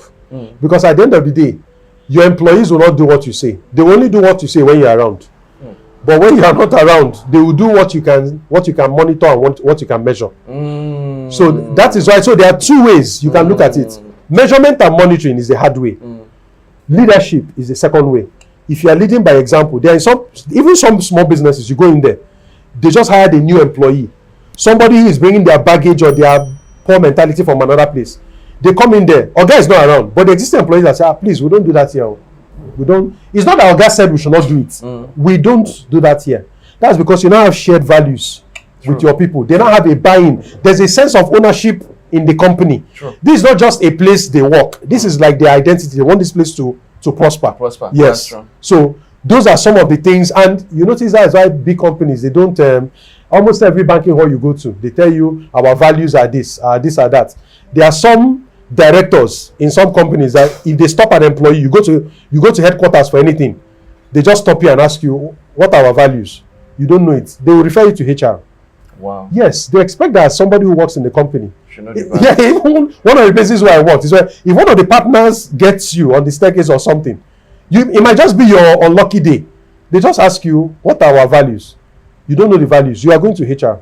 Wow. Yes, because we expect that you should know that. You should know. Yes, you should know. You should know what you're living by and what you're working here for. So, if you just say you are paying people for salary is only exciting initially, but people get used to their salary. No matter how much you are overpaying them, they will easily just get used to that salary. But if you are not challenging them to grow, they are not learning. You are not exposing them to either leadership opportunities or challenges. People might tell you that they want to earn a big salary, but if you give people two choices, earn a big salary, go home and feel like, what did I achieve today? You just feel empty. Versus you go home and you're thinking of a problem and you're, people want to apply their minds because it helps them grow. Yes. So that's one thing too that we can learn from big companies. Yes. Wow, this is serious. Now you talk about growth, also growing your sales, helping people to grow their sales. Now, what are the strategies you can use to even get sales in the first place? That's one part of the question. And the second part of the question is, how do you double it? Okay, so it depends.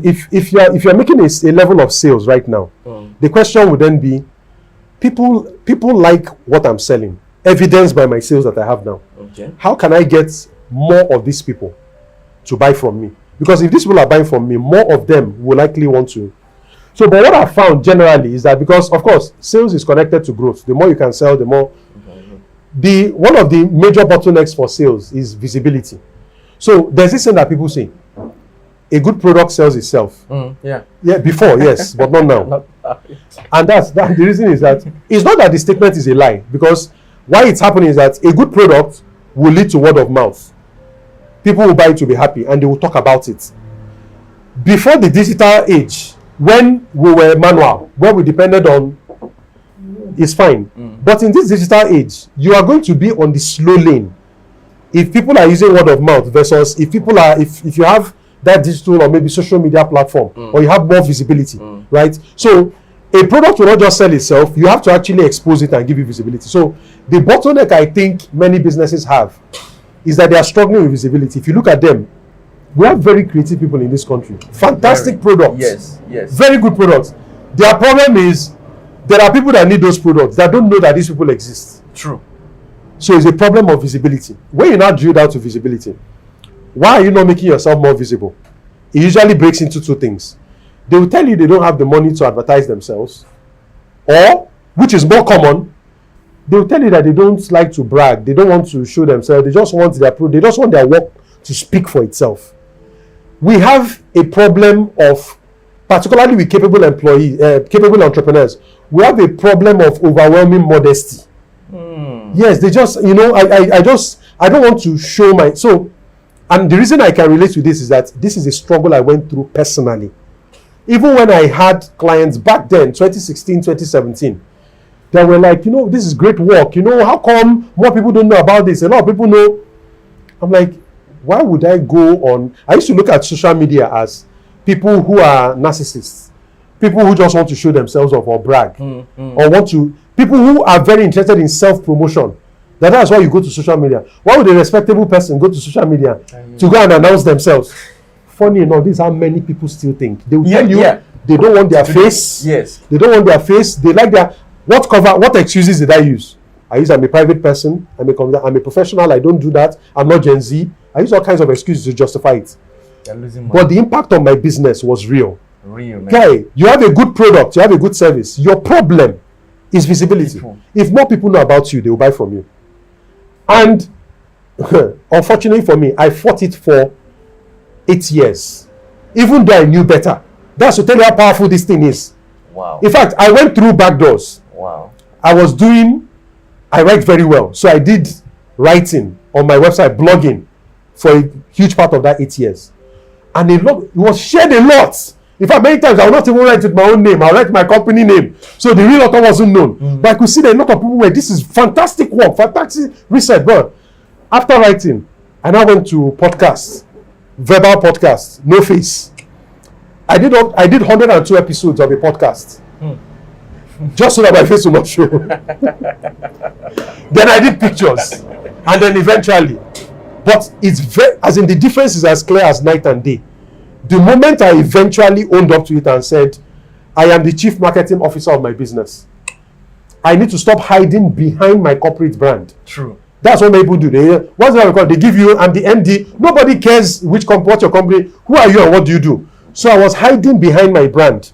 The moment I came in front of the brand, everything changed.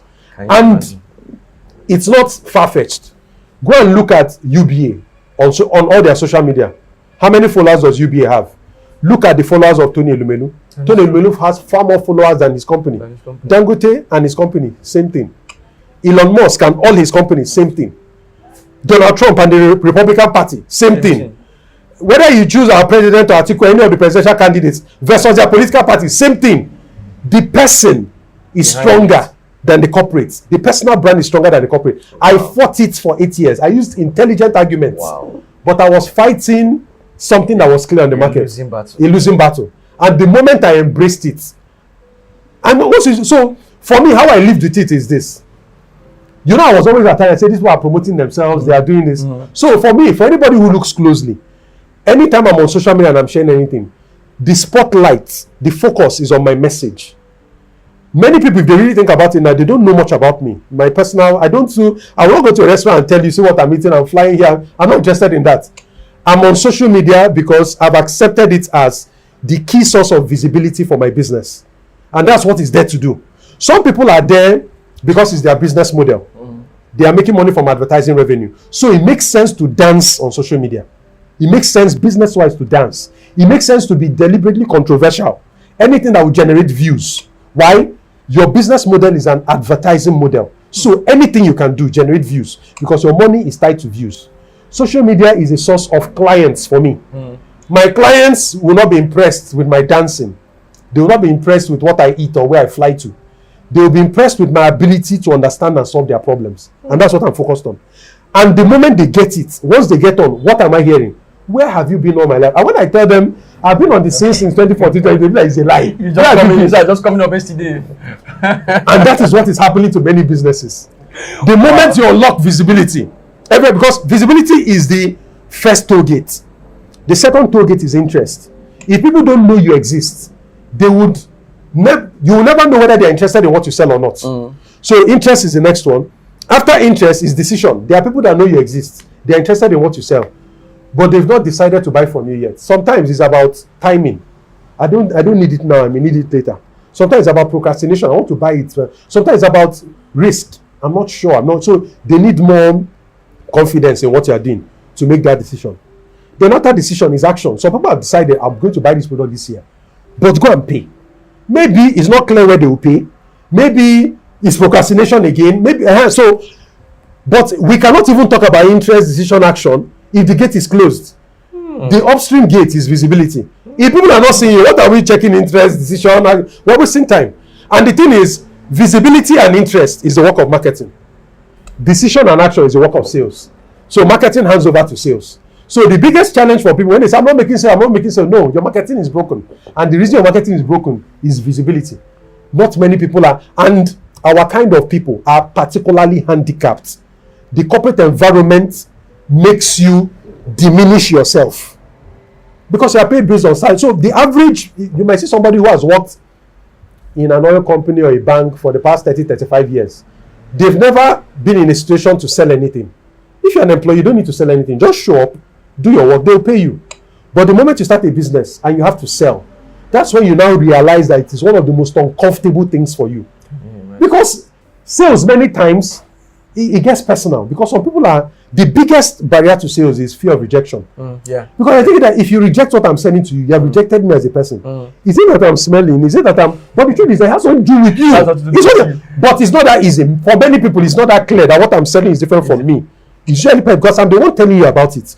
So if you reject what I've told you, you rejected me. And I cannot take that rejection. So I will not do visibility. Now, some people have that challenge now. This is a very crucial point. You mentioned that visibility. Some people will say, how can I make myself visible? Should I just go out there and be dancing? You know, some people, crazy weird things happen these days because people want to get visible. Yeah. They go online, talk some very controversial things, talk condemning statements and all of that, or do some crazy things because of visibility. Yeah. Now, at what point, when do you create the balance of trying to ensure that you are visible at all costs, and then also watching at your brand? Because you can be visible, tarnish your brand. Like yesterday, I was watching this video of this guy that came up. I don't know if you've seen it. A guy that went on a program, and he first of all he tarnished his image in a podcast, which is Honest Bunch. So he went there and he said something. He said the host there manipulated him to say that for views. He came out now after it. Now yesterday he was. I watched the video. He was crying on that on Antique is Lucky. We do that posted it. He was crying there talking about the fact that was not his brand. That's the host manipulated him to say what he said, just so that he can be visible, he can create publicity and all of that. At what point do you create the balance of trying to ensure that you make yourself visible? Because now it's not about, like you said, it's not just about the business. It's about you making yourself visible, not just about the brand. Like you used Tony Olumide and his brand, for example. So when do you create the balance of making yourself visible in the right way that doesn't affect your brand? And then coming up because you just want to ensure that you're on the eyes of people, you do all sorts of rosy, naughty things that people do all these days online just because of visibility. So it's the objective that what are you trying to achieve? So the context that you've just shared, because I know that they're in the entertainment industry, I don't think it is far-fetched that all these things that are going on is by design. Because once it's entertainment, controversy will sell. Controversy sells entertainment. Controversy also sells the advertising income. So normally, if you leave these kinds of scandals or things like that, they will just dissipate. But it looks as if new angles are opening. So in my mind, I'm thinking as a strategist, somebody is intentionally keeping the fire alight so that people keep talking about it. The more people keep talking about it, somebody is making money from it. Yes. So if your business model is entertainment, and this guy in question is a comedian, is in the entertainment space, I would say there's strong alignment. I would say, if I was on his team, that he should keep funding it. Because before now, a lot of people didn't know about him. And now it appears that controversy is looking like it's his angle. So keep going with it. That makes sense for his line of business. But if you're not in entertainment, and you are in any other industry, any boring industry like mine, most businesses are boring. In most businesses, you don't have anything that can make people laugh. And there's also another thing. If you end up making people laugh, and that laughter is not connected to your revenue stream, there's a disconnect. You end up being popular, but for something else. Because the customers you are looking to attract will not come to you.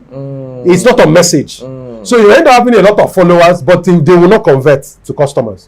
So you want something that aligns with the audience, with the objective. So if I use my own example, my focus is on problems. The problems that the kind of customer I'm looking for is going through now. So for most people, they go on social media and talk about their solution or their product.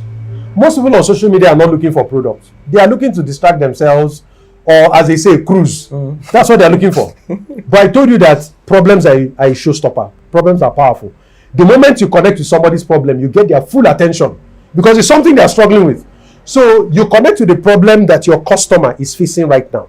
Maybe they are paying too much for such a thing, or they're looking for a particular quality, they cannot find it, or then this thing is causing them to lose money or lose time, lose productivity, all those things. You connect to the problem, explain the problem, and in my own case, solve some of those. The reason I'm solving the problems is that if you look at many of my comments, you see things like, and this is what people pay for. Oh, another free masterclass. God bless you for giving us all these things for free. Why are you giving us all this? These are things that people are, and it's intentional. I'm giving you something that normally you will pay for free, so that it gives you a sign of what you can get when you come for the real thing. If I can give you this for free, imagine what I'll do for you if you pay for it. So it is a deliberate positioning, which is that, and again, repetition is important, consistency is important. When you are doing something on social media, stay on one main message. Not that today you talk about this or about business, the next day you are talking about one controversy, the next day you are dancing, you are confusing people. Stay on message. Some people post based on what is trending. They go to what is trending and make content based on what is trending because they want likes or whatever. Are you aware that there are people that have 1 million followers, they are struggling to get customers, but there are people that have 10,000 followers and they are doing well with customers? It is the alignment that matters. So if you are doing anything, stay on message. If you want to post anything, like for me, if I ever have to post something that is off what I do, is as a story. Why story? Stories expire after 24 hours and they don't stay on your page. So it just goes. It's only those people who see it that see it. I'm not putting it there for it to last forever. So when people then know you for that thing, and there are some people who are doing it very well, they tell you, if you want hair, go to that page. There was one lady I found recently on Instagram. Somebody was talking about losing their Instagram page. They now said, go to so person. She helps people recover their. And I went to the page, and that's exactly what she does. She only talks about what you should do when you lose your account, why people lose their account, the process for all those things, then customer testimonial. Don't forget that your social media, particularly if you're using it for business, is your storefront. It's like a shop you have, where it's on the digital space. So if I come to a shop, I want to see the things that brought me to that shop. If I came to buy plates, I want to see plates. They're not other things. So keep it such that you want somebody to look at one post like, wow. So on my own back end, sometimes I see a lot of likes and I'll just smile because I know what just happened. By the time you open, you see one person has gone through like 60 videos. That person is going on their journey. They just discovered me and gradually, you want people to go deep. As a business, you want people to go deep. You don't want to trend and people just see you and leave you. And then leave you.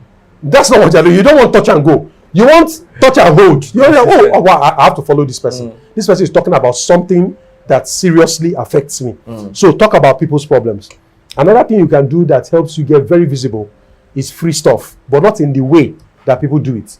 There's this thing about do giveaway. Giveaways they have their uses, but the way I see it being applied is misused and misapplied, which is that you just get total strangers to benefit from your business in exchange for nothing. A giveaway should be targeted at rewarding the right people. If somebody can likely become your customer, that is the kind of person who should benefit from a giveaway.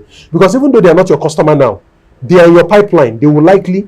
But imagine there's somebody who is just jumping from account to account looking for a giveaway. They are experts at participating in giveaways. They take your giveaway, they will never be your customer. So one of the ways, even when I implement giveaways, I blend it with the product. So I say, for example, for you to qualify for this giveaway, you must have finished 3 courses, for example. You should be able to tell me what you learned from those courses. That qualifies you. So I'm not saying you cannot win the prize, but only an interested person will go through that filter. Yes. An uninterested person will say, this is a waste of my data, my time. So why making it easy for people to come and take your things away? You have to set a test. There has to be a test so that people can self-filter themselves away.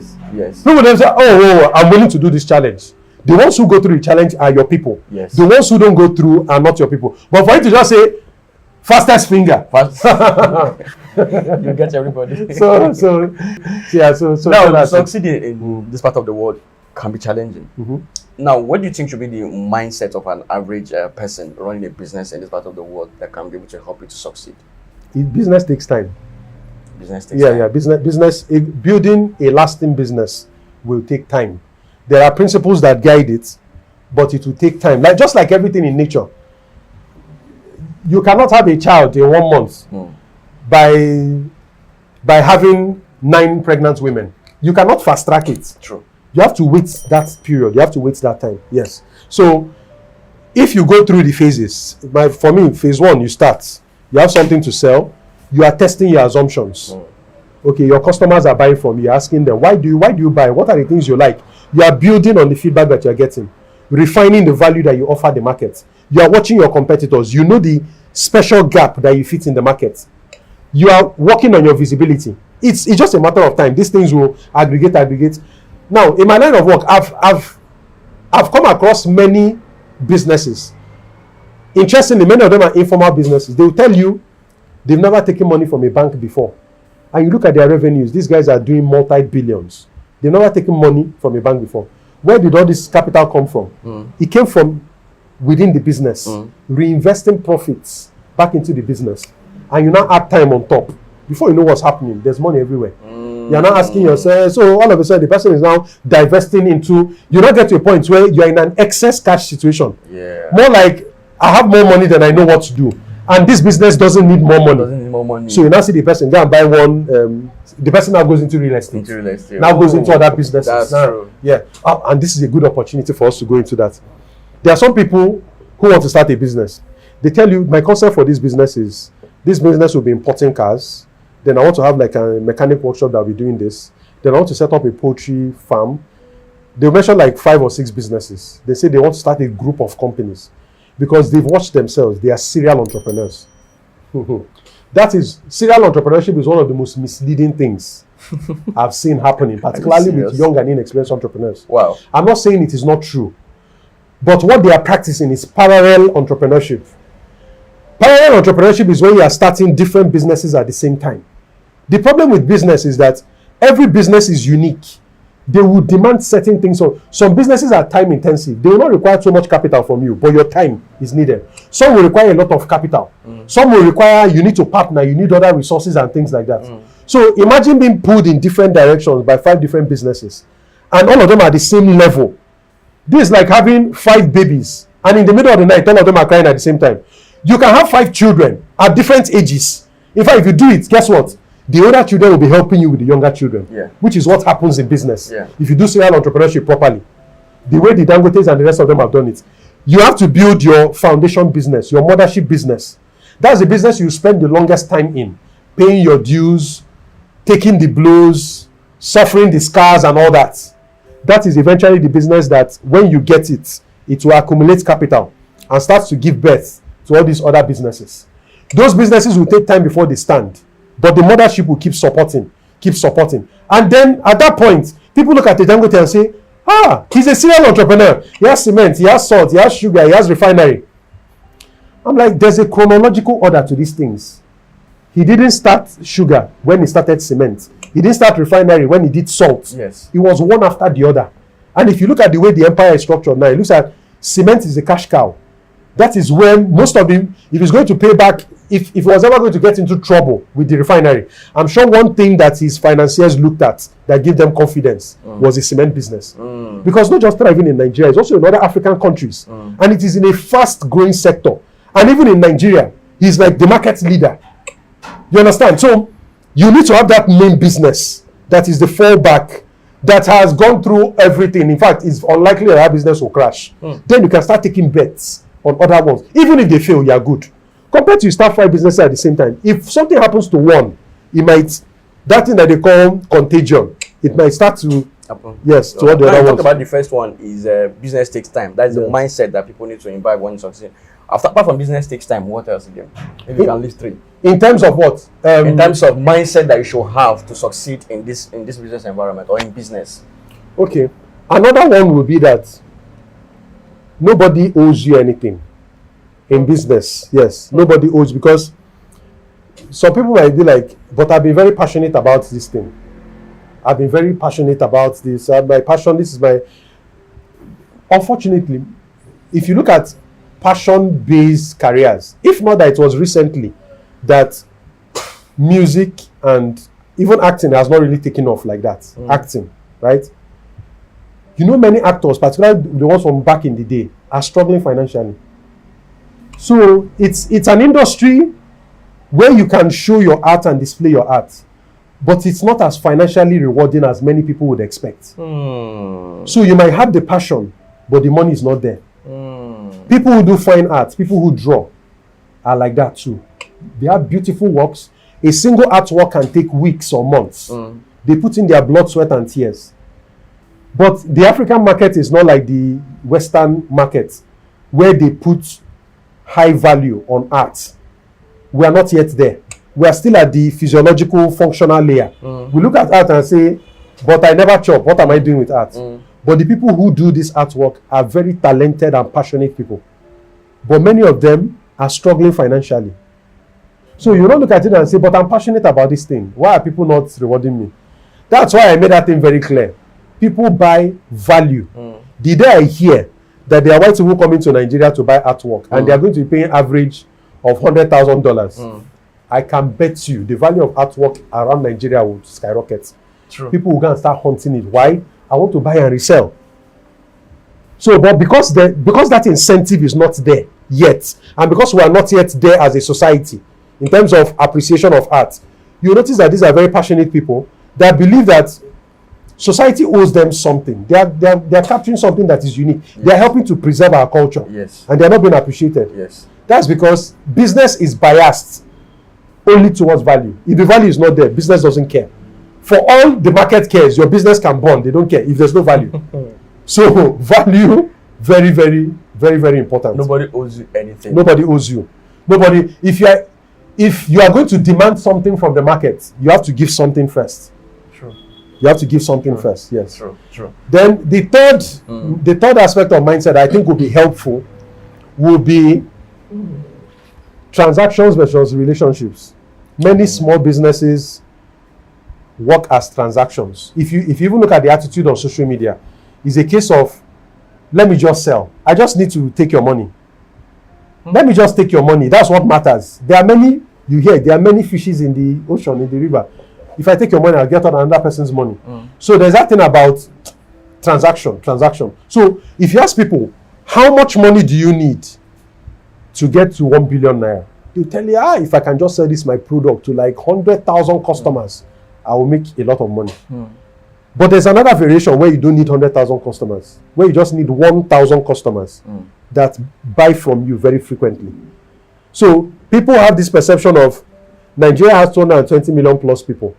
There are many people you can catch. Meanwhile, you don't need many people. You just need some people that you own. You go deep with them.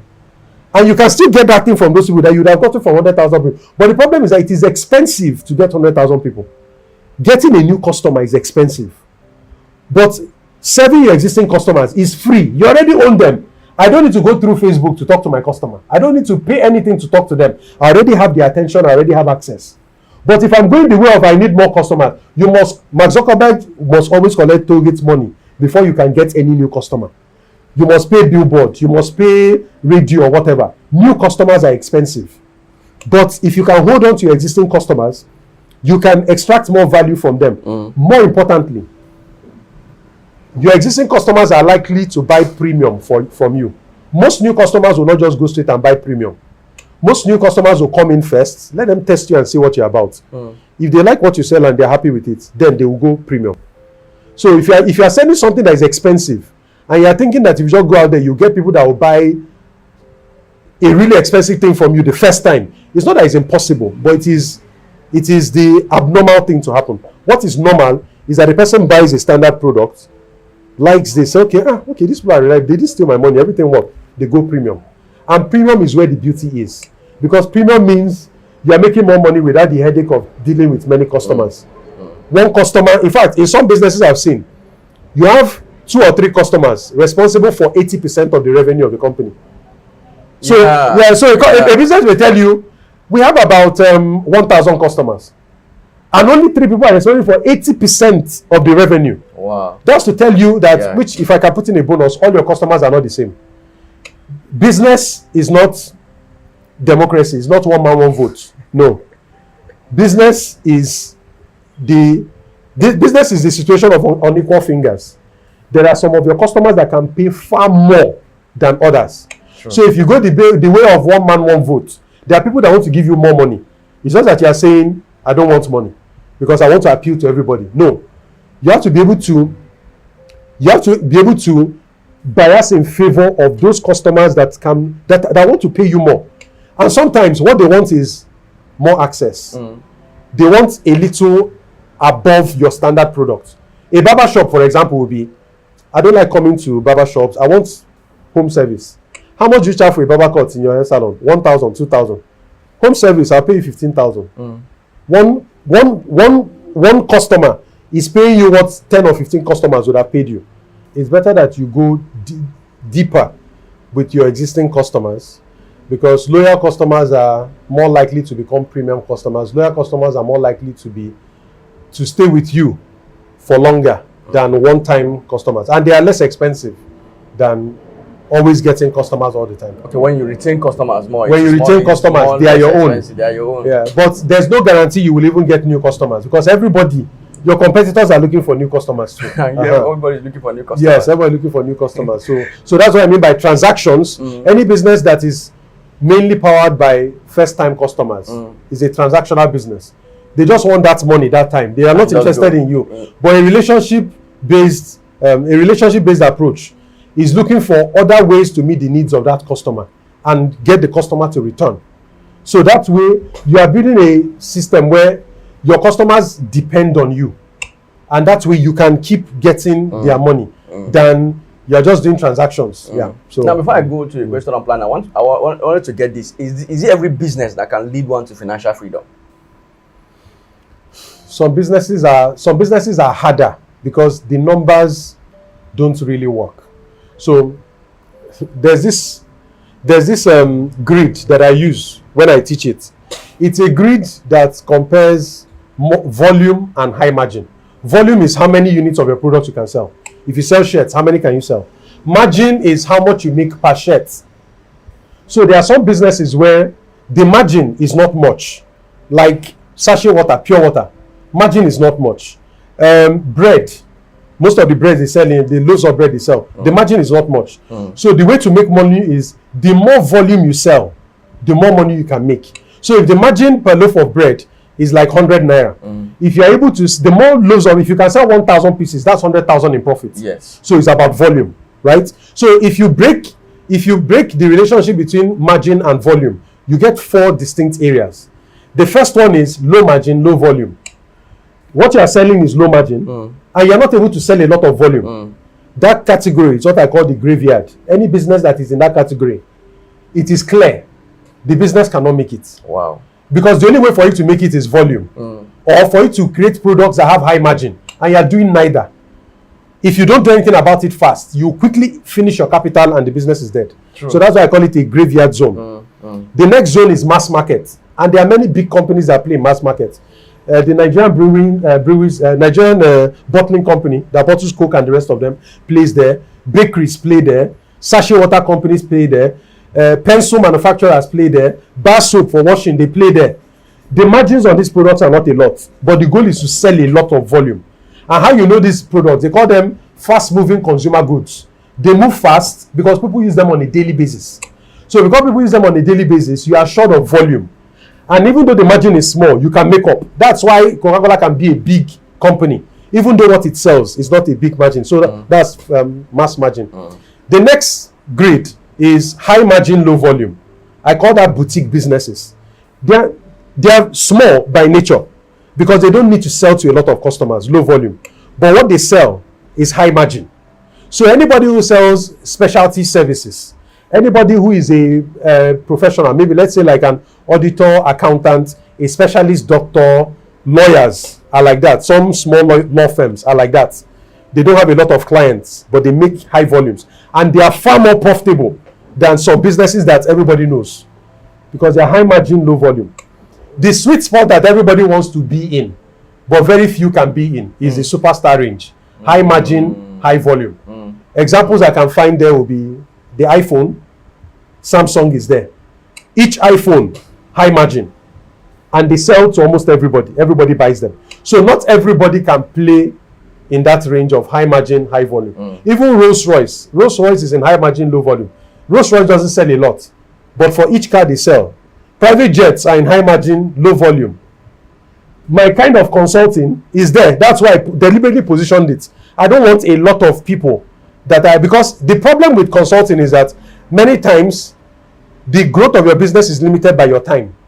Like every other human, I have 24 hours in a day. I need at least 6 to 8 of those hours to sleep. Another few hours for myself and my family. Then the remaining for work. So the limited time I have for work, if I use all of it for consulting, is a limited. The only way to grow it is to make sure you have a high profit margin. That's the only way to make sense of it. So depending on what you sell, you might end up finding yourself in one of these grids. The reason why many provision businesses fail is because they're in low margin. Yeah, so if they were in a better location and they brought out more capital to stock more goods in their store, they might be able to make it. Even the supermarkets that we have, many of the products they sell they are low margin. But if you notice in the supermarkets, they mix low margin, low volume, like bread, soaps and all that, with high margin, low volume. Things like perfumes, jewelry, watches, the drinks, spirits. Those things have better profit margins in the supermarket, but they don't sell them like that every day. Gift items, they don't sell them. Lingerie for women, all those things, they don't sell them every day the way they sell bread. So what the supermarkets do is that they will sell those everyday items for a small profit margin to attract customers. Then when you come in, you might not know, okay, that thing, that gift item, that perfume is nice, that humidifier, that this, boom. That's where they make their money from. Yes. Wow, that's true. Now I'm thinking of planning. Some people advocate the fact that you should plan before you go into business. While some will just say go into the business. Anything that happens, you reiterate. You just continue. You work and continue. Now you advocate to plan, set the plan in place before you start up, or you can just move on. So the problem with planning is that in our environment, based on what I've noticed, we have two major groups of people. The first group under plans. They tell you just start the business, you just believe it will move. People need it, just go, try. Under plan. The second group over plans. My kind of people, corporate background. They want to be sure before they start the business. So you see somebody tell you they have a business idea. For the past 3 years, they've been working on their business plan. So they just keep working on business plan, they never start the business. So one is over planning, the other one is walking into it blindly.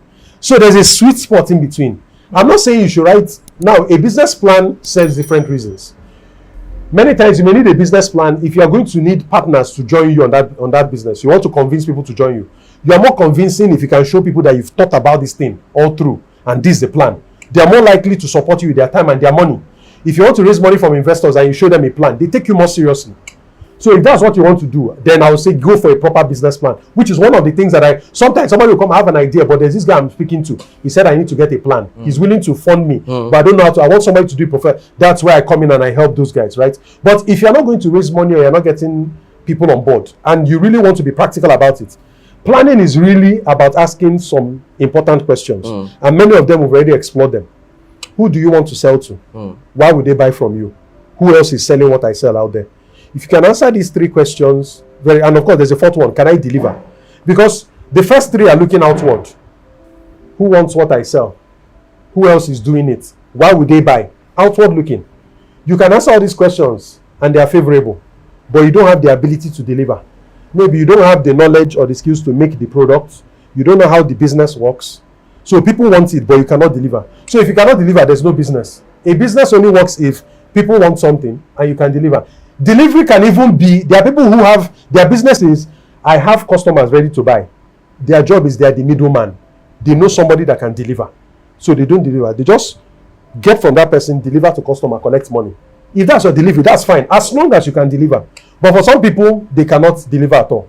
So if you can answer these questions very well, sometimes just by observation, you just go in, who needs this product? You go into a competitor's business, you're asking questions. Why are you buying this thing? Are you having any challenges? You're listening to complaints, you're listening to problems.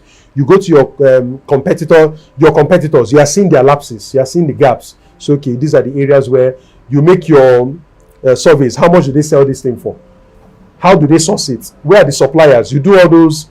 You put one and one together. You don't need to write an 80-page business plan for you to know that there's an opportunity here. You verify that there's an opportunity. The next thing to do is to then test it.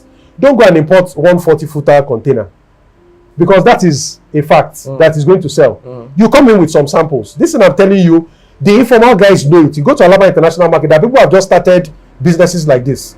They notice that there's the chargers that they have, the chargers, they don't really work well with iPhone. There's this brand, there's this brand, there's this brand. They're expensive. People are complaining. They just get a small consignment. It lands on Airport Road here.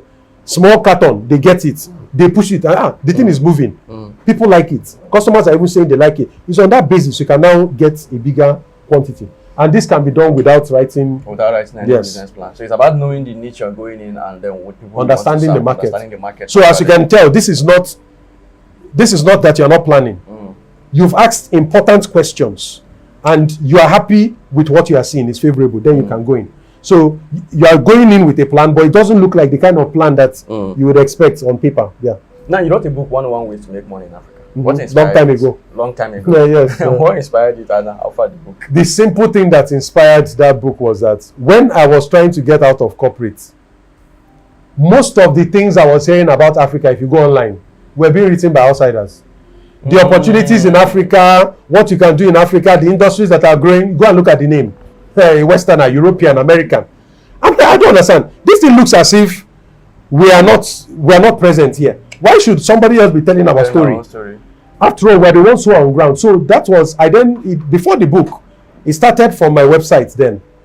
I started writing the blogs about business ideas, business opportunities. Today I might do like livestock farming, poultry farming, I might do snail farming, I might do furniture, I might just different things. And based on the feedback I was getting, comments were coming. Write a book. Well, please compile write a book. Right? So the idea came from the market itself. So that's how I knew that if you write a book like that, it will sell.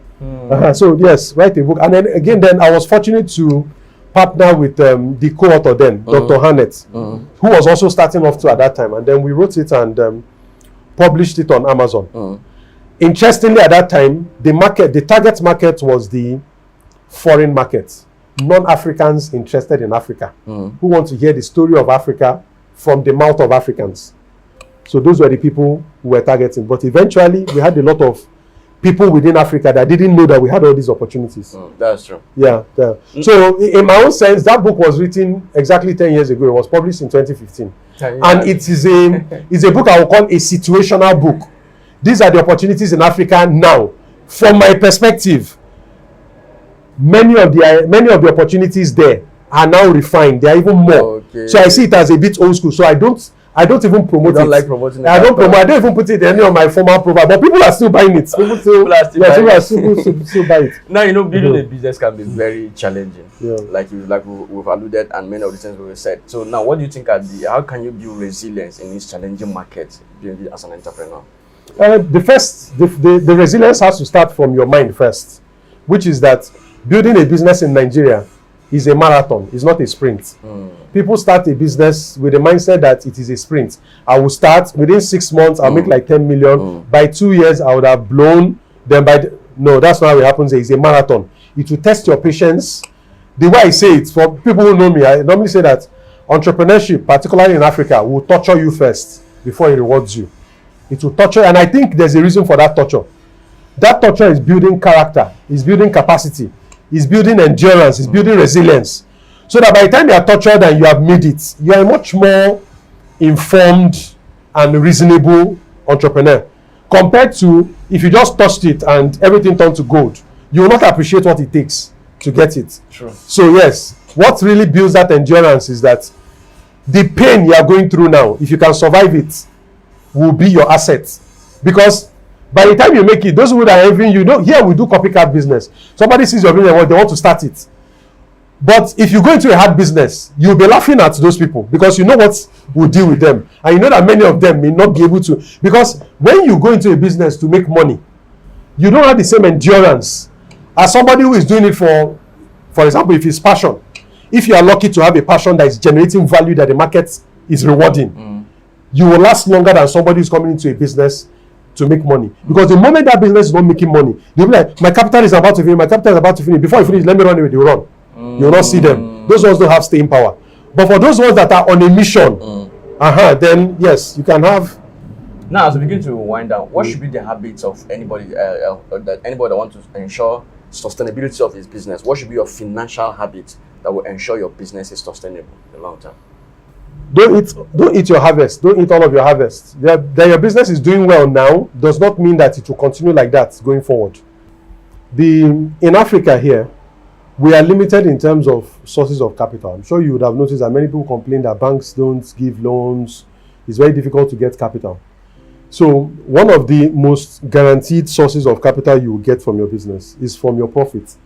So as you get profit, you have to keep reinvesting in the business, because any other way you try to raise capital will cost you. The bank loan rates right now are about between 35 and 40%. Many businesses cannot afford that. For the microfinance banks and the fintechs, it's even more expensive than that. I've been hearing some very outrageous rates. Some do up to between 5, 7, 10% per month, depending on how long you want to take that money for. So, and if you want to raise equity, anybody who's going to give you equity might be asking you for a share of your company you may not feel comfortable giving away, right? So, any other way you try to raise money will cost you an arm and a leg. That means the surest way that will give you peace of mind in terms of capital is from your profit. So, as you are generating profit, that surplus, you need to be creating a war chest, because a time will come. It can be a COVID, it can be competition.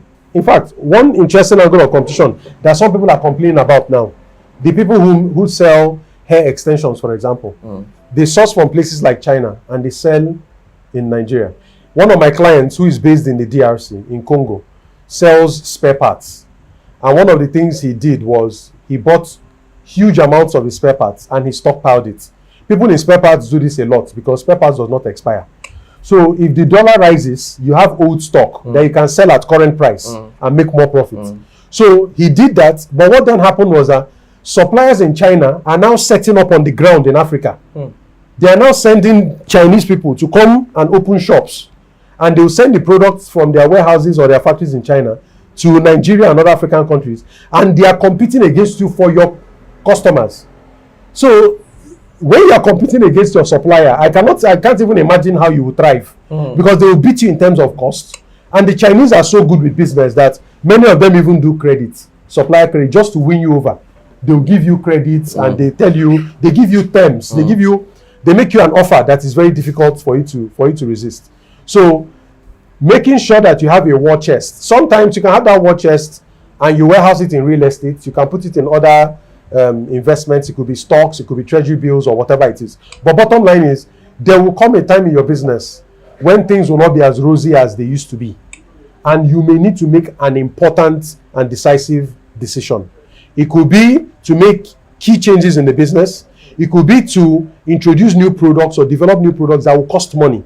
And at that time, you may not have access to capital. It may not be as affordable for you. You then have to rely on the money that you have kept aside. So that's one of the financial habits, to ensure that you don't eat your profit and things like that. Don't eat your profit. Don't eat all of your profits. You need to be mindful of hidden costs. There are hidden costs in a business. It's not as if these are costs you are not seeing. So one of the recent examples I saw was with a client. Business is really good. It's a cash-heavy business. So you are saying cash is coming in, cash is going out. And the assumption of this one is that the business is quite profitable. But then we said, let's do the audited accounts for the last 3 years and see. When we looked at the profitability of this business, it was profitable, but not by as much as we expected. And one of the key reasons, one of the major costs that were responsible for the low profitability was something we least suspected. Before now, we were looking at, is it salary? Is it rent? It could be diesel. It turned out to be bank charges. Now, bank charges is a cost of running business that many people do not usually remember. It's a cost of running. We usually write it off because it's a small amount. But bank charges, by the time we classify it in accounting terms, bank charges is a variable cost. A variable cost is a cost that rises with your volume of business that you're doing. So the more sales you are doing, the more those costs will be rising. And it's also, in this case, it's a variable direct cost, because as the customer buys something from the business and is paying at the POS, as you are taking the money for that sale, the bank is taking their own at that point. So it's direct and variable. So by the time we looked at this cost, we're like, this cost needs to change. It has to stop being a variable cost, because there are bank accounts in Nigeria where they charge you a flat monthly fee. You can do any amount of turnover you want.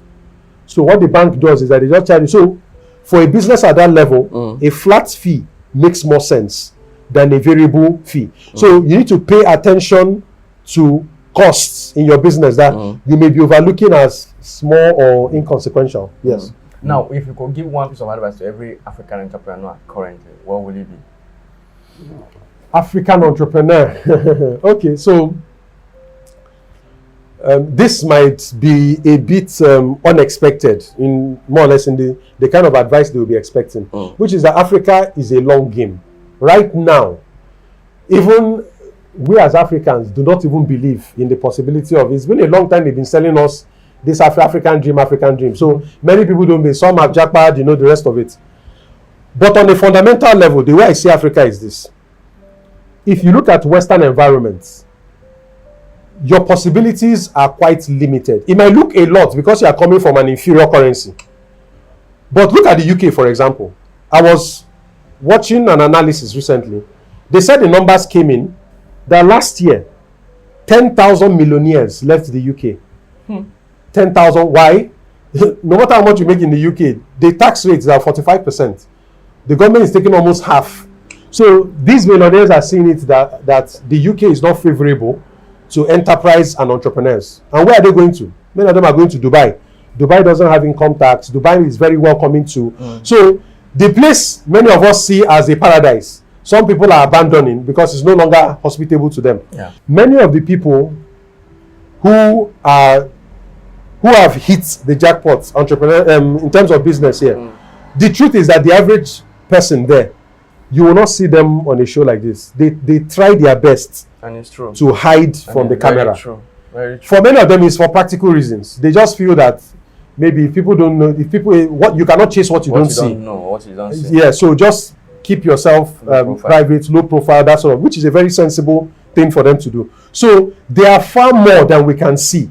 But the downside of not seeing them is that there are many people who think that the average person is just poor. And that the average Nigeria is just poor. That when you look at the data, Nigeria is not the poverty capital of the world, so everybody is just. But the story of averages is not an even story. Averages look at people who are doing very well and people who are doing very poorly. It so happens that people who are doing very poorly are far more than the people who are doing very well. So when you do the average, it will skew towards who are doing. But when you contrast that with a population of 220, 240 million people, even 1% of that population is a lot of people. True. So that is what people need to keep in mind. The payoff here is exponential. The payoff in stabilized Western countries is incremental. When you leave Nigeria, the first benefit you get is the benefit of the exchange rate. You're not earning in dollar or euros or pounds, not in naira. But what you should also balance that story with is that your bills are no longer in naira. Your bills are now in dollars, euros, pounds. So by the time you compare and do, all of us have people outside the country. We know how it really is, minus social media. We know how it's not easy anywhere. But what I'm saying is that if Nigeria is hard, and it is hard there, and there, my possibilities are incremental. But here, my possibilities are exponential. Since hard is hard and we'll suffer either way, I choose. So for most entrepreneurs, you will choose exponential. But if you're a salaried person and you want a more certain environment, more predictable income, it makes sense. Japa is. So when people ask me about my stand on the Japa thing, it doesn't have a standard answer. It depends on what the person wants. So now that we're on a show about business and entrepreneurship, for the constituency of business, if you want to do business entrepreneurship, Nigeria here has, because of the exponential factor, you have more favor here. And how I can prove it is, all the business people that I know have jackpot. They jackpot because of business. So one example is the guy who sells cars in Nigeria, but has now jackpot to Canada, so that he can be closer to the source of the cars, the auction, buy the car closer, import it, come to Nigeria before the cars arrive by ship and sell. He has jackpot, but his market is Nigeria. Some have left, their families are there, but they are still running their business here. So for many entrepreneurs, they will feel caged there. Because your main way of manifesting yourself is to be a salaried person, a job person. But anybody who is business minded will not see much room for maneuver there. So it all depends. I myself have encouraged people and sponsored to even go. But then they say, why are you not going? I'm like, it depends on the individual. It's a personal decision. I don't think anybody should tell anybody, japa or stay. It depends on the person. Why? I've just told you that either way you go, it will not be easy. So if a journey is hard, your acceptance of that hardship is very, very important. Because if something is hard and you don't buy into it, if anything happens, you'll be blaming the person that said you should stay here or the person that said you should go. You will never take ownership because you didn't buy into the difficulty. But there are people who know that going abroad is hard, but they will still go because they have bought into that. For them, it's better I suffer there than suffer here. True. And it's fine. It works perfectly. All I'm saying is that anywhere you go to, you have to embrace what comes with it. If your spirit does not accept it, don't do it. So if somebody is pushing you to go to Nigeria or go abroad and you don't buy into it, you are going to, anything that happens in the country, you just be like, but I was there and this people said I should come. So you have to buy into it. So looking into the details and know what and how it works for you. Yes. How it works for you. It's not about what somebody say go or not to go. Yes. Now I'm thinking many people are talking about how you can market to get customers. Do you think in this era that we're in, do you think it's word of mouth, cold calling, or printing flyers, marketing banners and pasting everywhere? Or is it the internet? People talk about different various means to get customers to market your business. Which one do you think is the most viable of them all? It depends on what you are selling and who you are targeting. Some businesses are localized. If I sell bottled water, if I sell sachet water, what am I doing Facebook marketing for? Except if I'm marketing to people within my locality. Even in that sense, it might not really make a lot of sense because that business is more physical, is more local. So what makes sense is for me to work on the distribution. I don't need to go and start telling individual people or sending them emails or advertising to them on Facebook to buy my sachet water. What works for a sachet water business is work on the distribution. Make sure that all the kiosks, all the people who have small shops, supermarkets, you are able to convince them to carry your water. If your water is the only thing that is available in that area, consumers have no option but to drink your water. So in that sense, if you have two sachet water businesses, one is doing social media ads and the other one is doing this groundwork, guerrilla marketing, building distribution, the distribution person will win. If you run a school and you are going to advertise online, yes, you will get people to know about your school, but will you really get children to come to your school? Maybe not. Because the way you market a school is quite different. A school works best with word of mouth. When a parent that has a child in a school talks to other parents and say, this school is nice. The way parents put their children in school is from recommendations. They will call their friends or neighbors that have similar age children and say, which school is your child going to? What are the pros and cons? They will sample, then decide. Flyer will not cut it. Social media will not cut it. TV ads may not cut it. So it depends on what if you are selling a digital product, online makes sense. They find you online, they buy online. Makes total sense. If you are looking for visibility, maybe you are doing wedding photography or birthday photography. Yes, social media will make sense. What will also make sense is strategic partnerships. Talking to event centers, talking to caterers, talking to all the people who a person who is preparing for a wedding will typically talk to. So if you are partnered with a caterer, most people will not think of marketing to a caterer when you are a wedding photographer. But if you have a special deal with the caterer, food is one of the first things you will lock in after venue when you are planning for a wedding. But if you are talking to venue and you are talking to caterer and they are both talking about, we have a wedding photographer who is really, really good. That is solid. So it's a combination of who are you targeting, what is their typical journey before they buy, right? And what kind of thing are you selling? I think that's very true. Now, if we're going to look at it holistically, what other areas do you think entrepreneurs can look at or that you think we've not mentioned when it comes to building a successful business? I would say this overemphasis on sales, while it is good, it's a good thing that many of our entrepreneurs are building capacity in terms of sales. But what makes a business really work or succeed, many of those things are unseen to people on the outside. True. It is the internal operations, how well you are running your business on the inside. Yes. Which is your systems, your team, and every other thing that comes with preparing the products that your customers buy and serving those customers. Yes. Those are the things that matter. If you build your business on the basis of this is the amount of sales that I'm making, sustainability is key. you may not be able to maintain that performance if your operational effectiveness is not solid. So yes, that's something I think people have to work on. That's the only major part. Yeah, that is one part. Strategic partnerships is also very important. I noticed that here we are more competitive than collaborative. Yes, we're more likely to. So that's why, for example, we're cagey with information, with data, a lot of things. Everybody minds that, and I don't blame people for that behavior, because some people have been burned before. They try to partner or collaborate, and they were taken advantage of, right? But when you get it right, it can be a case of 2 + 2 becomes 10.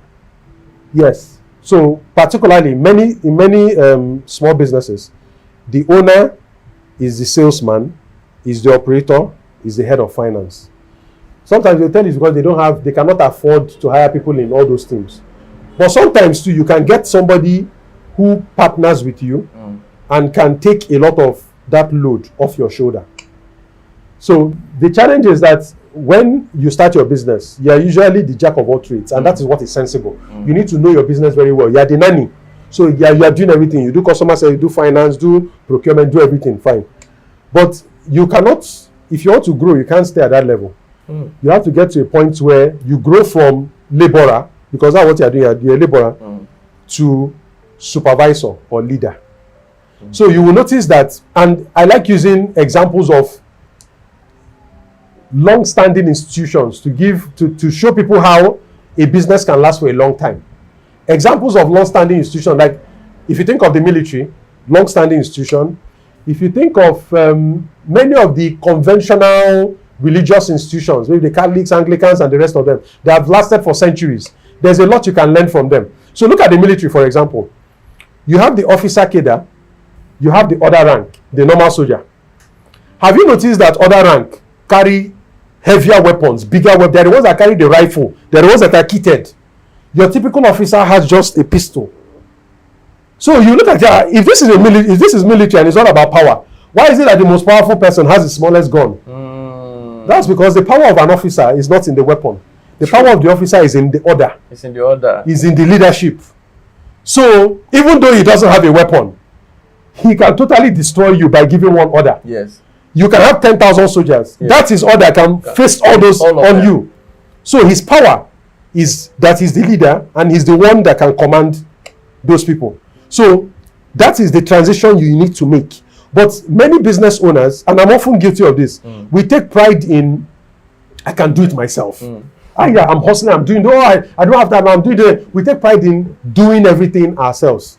But that is the equivalent of an officer who says, give me the big gun, let me go and fight by myself. Some people may think, why is it that the officers don't stay in front? Why are they staying behind? You will notice that sometimes you might have a lot of soldiers, but the moment they kill your general, the battle is over. Even though they are still people to fight, ready to fight. Yes. Because they cannot drop their weapons because no command, no. So that is the job.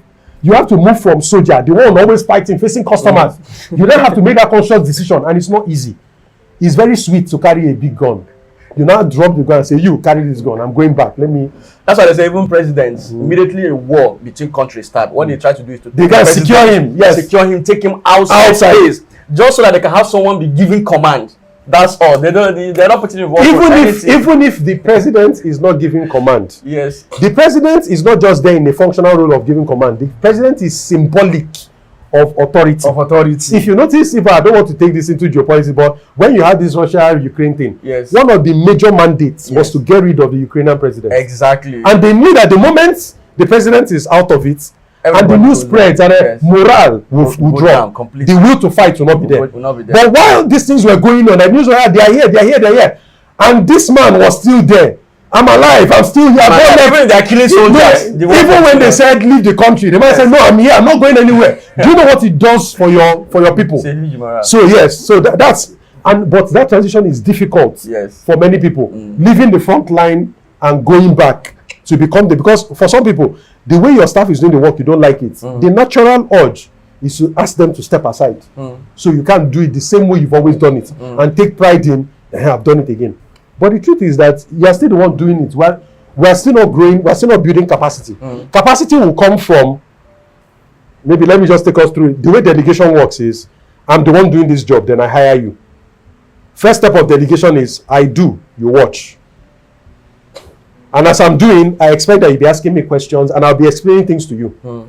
Second step is, I stand up, you sit down. You do, I watch. I'll see how you're doing it. I'll be giving you feedback, do this, do that. If you run into any problem, ask me. Next step is, I leave you, you do, and show me the results. I look at it, give feedback, and all that. Next step is, I leave you, you do the work, and I don't need to worry. I just see results. So those things happen step by step. But here, what some people do is, I've been running this business, I'm tired. Manager, I just hired the manager. This guy, very, very bright manager. Manager, take the keys, run this business. And the person goes away to go and enjoy. Some months later, you hear, they finished me. Fraud. The steps have to be there. The guy has to run, and you're like, no, manager, I know you're experienced too, but here, this is how we do it, this is how we do it. Person will say, okay. And then gradually, then you can then step back and yes. It's like building a system to ensure that everybody follows through that. That's it. And the hardest system to build is the human system. Because the human system is the one that you cannot control. You don't know what's happening in the brains of your employees. You can be telling them one thing, they're thinking another thing. It's not the same with computers, automation, things you've written down on paper. Money. Anywhere you ask money to stay. But humans are not like that. You can be telling them one thing, they are planning another thing. So they are the choke points in any business. That's why you find that any business that is really doing well, they've gotten it right with humans. Because humans are a double-edged sword.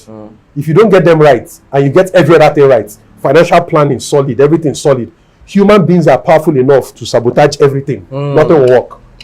True. But even if you have all these other things, they are not really ready. They are subpar. And you get the human side right. The human potential can ride the whole. You just get, sir, I see we don't have this thing here. I've designed this. Good job, go. Once humans wake up and they are ready, they take on your matter. Yes. You're on another level. Yes. So I don't think there's any middle ground. Is either you're not getting it or you get it. And the people who get it, they are really enjoying. If you see them, they stand out. Because I was talking to a friend of mine the other day who also owns he owns a difficult business. It's a retail business and he has different locations. And I know we're hanging out somewhere and I'm like, do you realize how lucky you are? Many people who have this kind of business cannot leave the business to do they don't have a life anymore. Because the moment they stand up and leave, things fall apart. But here you are. You can travel, you can do this, but still, things are running. And a huge part is you get the right people, invest in them, and also build up the right incentives, and things fall into place. Wow. You shared so much, and I don't even know. You have so much more to share that if we continue this, we'll go to tomorrow. We'll not handle it. But I just wanted to close it up at this point in time. Now, what do you think are the final advice you have to share generally to Nigerians, or what do you think are some of the major things you see Nigerian youth are doing that is not correct that you think you can be able to work on? It still falls back to success in business is a marathon. It's not a sprint. If you think there's a shortcut I had two clients. I didn't know. It was later I found out. They have their business, but they are involved in speculative activity. Whether you call it forex, you call it crypto, you call it whatever. I'm not saying those things they are not bad, but they have their category. If I would use this time to explain to people, when it comes to investment, there are different classes. There's low risk fixed income. Fixed deposit in a bank is like that. Treasury bills is like that. You put the money somewhere, you will not hear story. You will never lose that money. Instead, you make something small on top. That's what fixed deposit is. Commercial paper is like that. Then there is the one that you have the potential for capital appreciation, like stocks, or you go and buy gold or something. It can go up or it can come down, but it may not be drastic. You cannot suddenly lose 90% of the money you put inside. It will unlikely happen.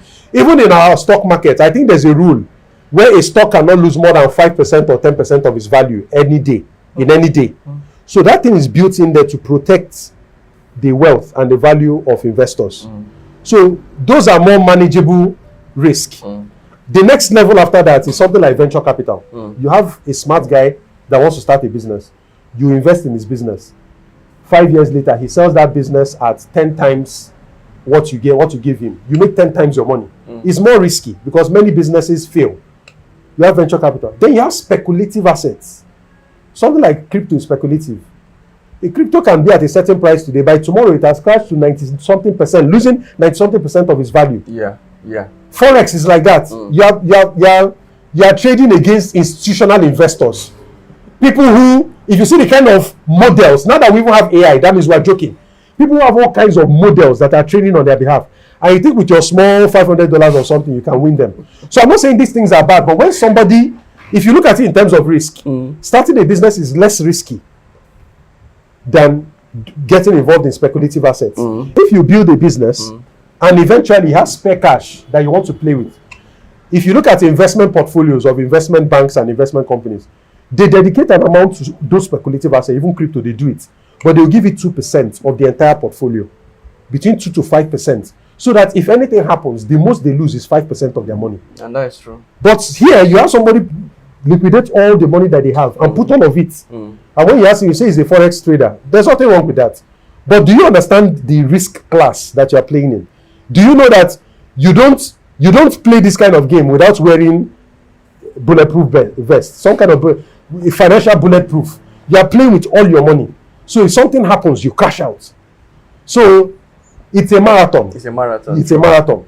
And the sequence is, if you are going to take risk, anything outside a job, start a business, it will take you some time. You build up capital. With that capital, you put it in things that are, real estate is even less risky than all these other speculative. Gradually that way. Then when you're able to get to a point where you can bring out a small percentage, because sometimes when people hear that Bitcoin that used to be $10 is now 10,000, they'll be like, you feel like you're missing out. If you're that kind of person, take a small proportion of your of what you have, put it in there, so that if anything happens, if you make a lot of money, you too can go out and brag and say I made a lot of money from Bitcoin. If it doesn't work, it doesn't wipe you out. So marathon, and this thing I just said, it applies across life. Marriage, marathon, not a sprint. If you have a job, you want to grow on the job, marathon, not a sprint. You want to start a business and make money, marathon, not a sprint. Everything is like that. You believe in Bitcoin? Yes, I believe in the, there are two aspects. The blockchain aspect, where you can have this, where you can eventually replace trust. I don't need to go through intermediaries. I don't need to go through intermediaries that I trust. I can actually do transactions with somebody that I don't know because of Bitcoin. I love it for that technology.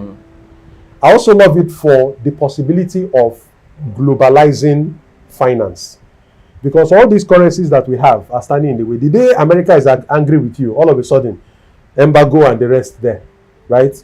Another thing is, if you are invested in a country like Nigeria, maybe you have real estate and things like that, those assets are not easily movable.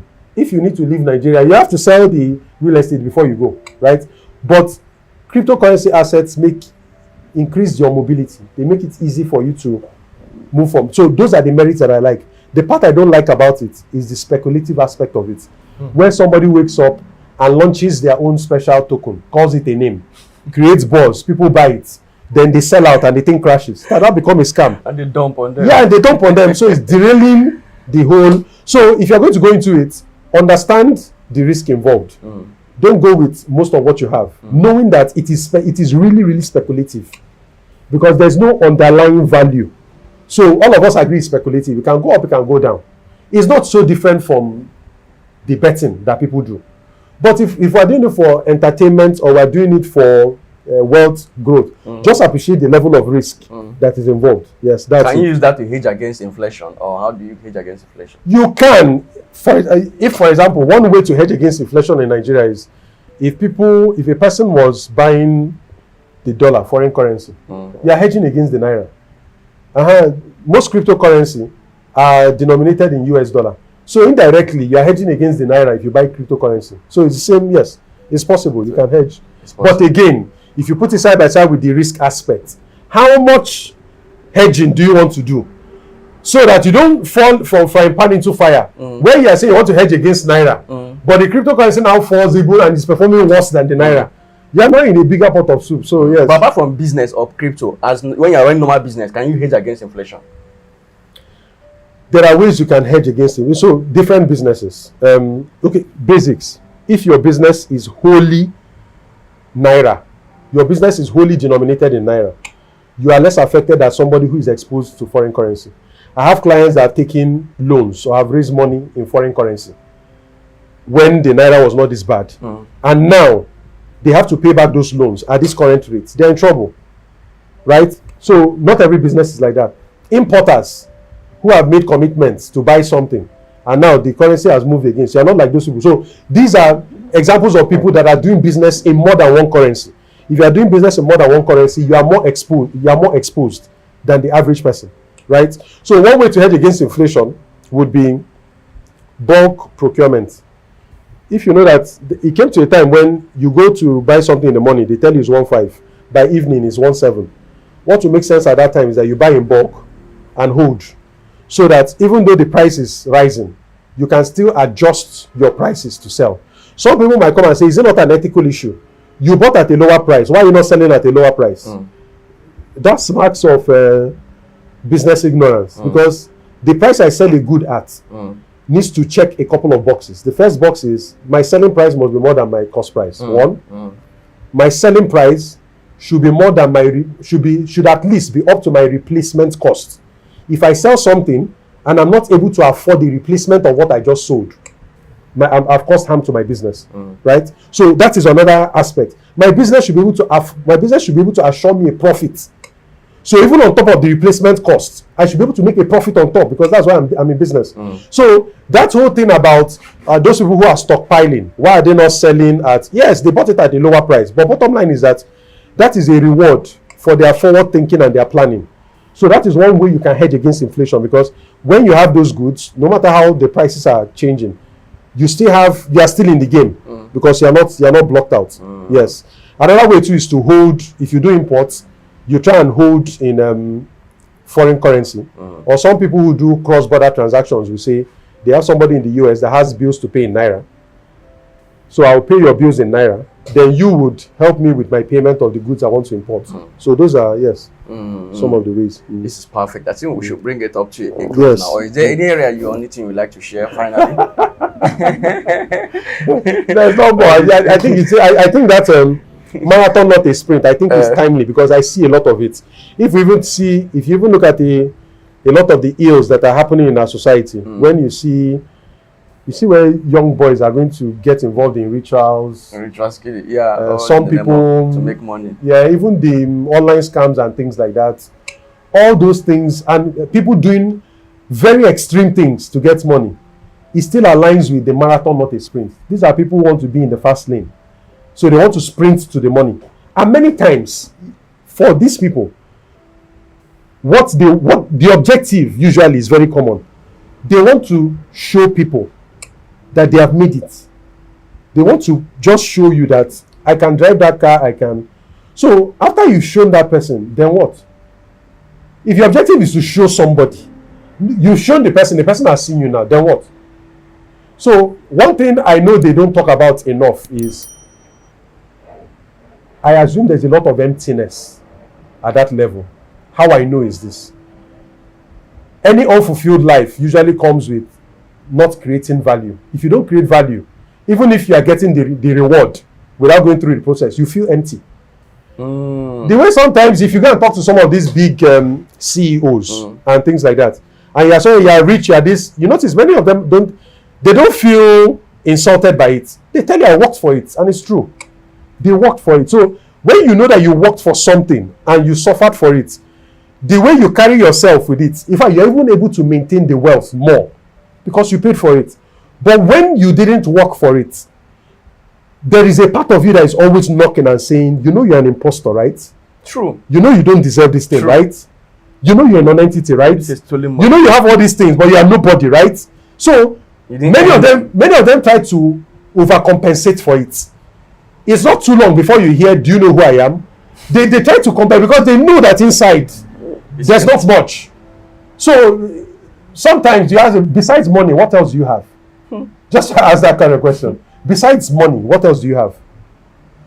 Can we have like a conversation about what's going on in the world, the place of the African race in it, the future, things that are going on? Can you have any sensible conversation? Can you create value? Can you create something that somebody will buy? You just notice that there's emptiness. There's no value. So I can imagine what they struggle with. And what eventually happens is that they need to escape. So before you know what's happening, drug abuse starts. They need to disengage from themselves because there's an emptiness. Normally, for some of these rich people, what fuels it now is work. I'm sure anywhere you go look for Dangote now, he's not sleeping.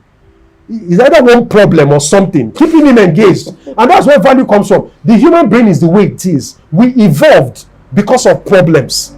It was because we were challenged, because we had to deal with the challenges we're facing with. Our brains evolved. We evolved to that. Yeah. So a human being that's evolved, that is not applying that mind, the person is living a very empty life. And before you know, something happens, and usually it's just ending some way. They usually find a way to sabotage themselves or injure themselves, and it happens because there's a gap inside. There's an emptiness. It's about living a life of so purpose. I think it's a good thing that entrepreneurship tortures you before it rewards you, because that torture is your badge. It's a badge of honor. Your badge of honor. It's a badge of honor. Yeah, it's like the way you are talking to a soldier. He has only one leg. He's limping. But you see him, he's standing straight. He's very proud. He's very proud. So when you don't have your scars, there's an emptiness. So apart from money, what else do you have? So that's why they will always make it a case. Say if you don't have money, you don't have anything. They know what they are doing. It's a lie. So they tell you, say, that once you have money, you have everything. It's not true. They know it's not true. It's about living a life of purpose. Thank you so much. Thank you so much. Thank you so much. It's a pleasure. It's a pleasure for this time. I know we continue. We'll not leave here today. Thank you so much. We'll look for another day after this. I'm happy we had this conversation. Yeah, this is a very, very, very rich and insightful conversation. So, guys, thank my guest John-Paul Iwuoha for this a very rich, insightful episode that I believe has highly, highly impacted you. So, we are also on Spotify. In case you're hearing it for the first time or you don't know, you can also go to Spotify and just search Selahmeditate Podcast, so you can get all our episodes so far. We just opened it recently, but we've posted most of our episodes so far, so you can also get this rich episode in there. So thank my guest John-Paul Iwuoha, and maybe you may like to share how people can reach out to you, contact you for anything. Okay, yes, you can find. I'm available on all the social media platforms at John-Paul Iwuoha. Search for John-Paul Iwuoha, you'll find me. On Facebook, I'm there as Activator HQ by John-Paul Iwuoha. I also am available. I run a community of entrepreneurs known as the BMG, the Business Mentorship Group. You can find us at jointhebmg.com. I have a free group on Telegram. But anything you want to find out about how I can support you to build and grow your business, that journey starts at jointhebmg.com. Thank you. Website. Yeah, that's the website, jointhebmg.com. Okay. You say you're not promoting your book, or is there another thing you want to promote? No, jointhebmg.com for now is wait. I have a book coming, but when that time comes, I hope I get the chance to. Yes. So we'll talk about it as well. Okay. So thank you so much. So guys, thank you. You've heard from John-Paul Iwuoha. You can follow him on all the social media platforms. I remain your host, Benzik. And thank you once again for watching this episode. Thank my guest once again, thank you. John-Paul Iwuoha, for this powerful episode that's inspired you. So do your best to like this video, share it, and subscribe to the channel if you're yet to subscribe. And I'm going to see you again next time. So thanks for watching. Cheers. Bye.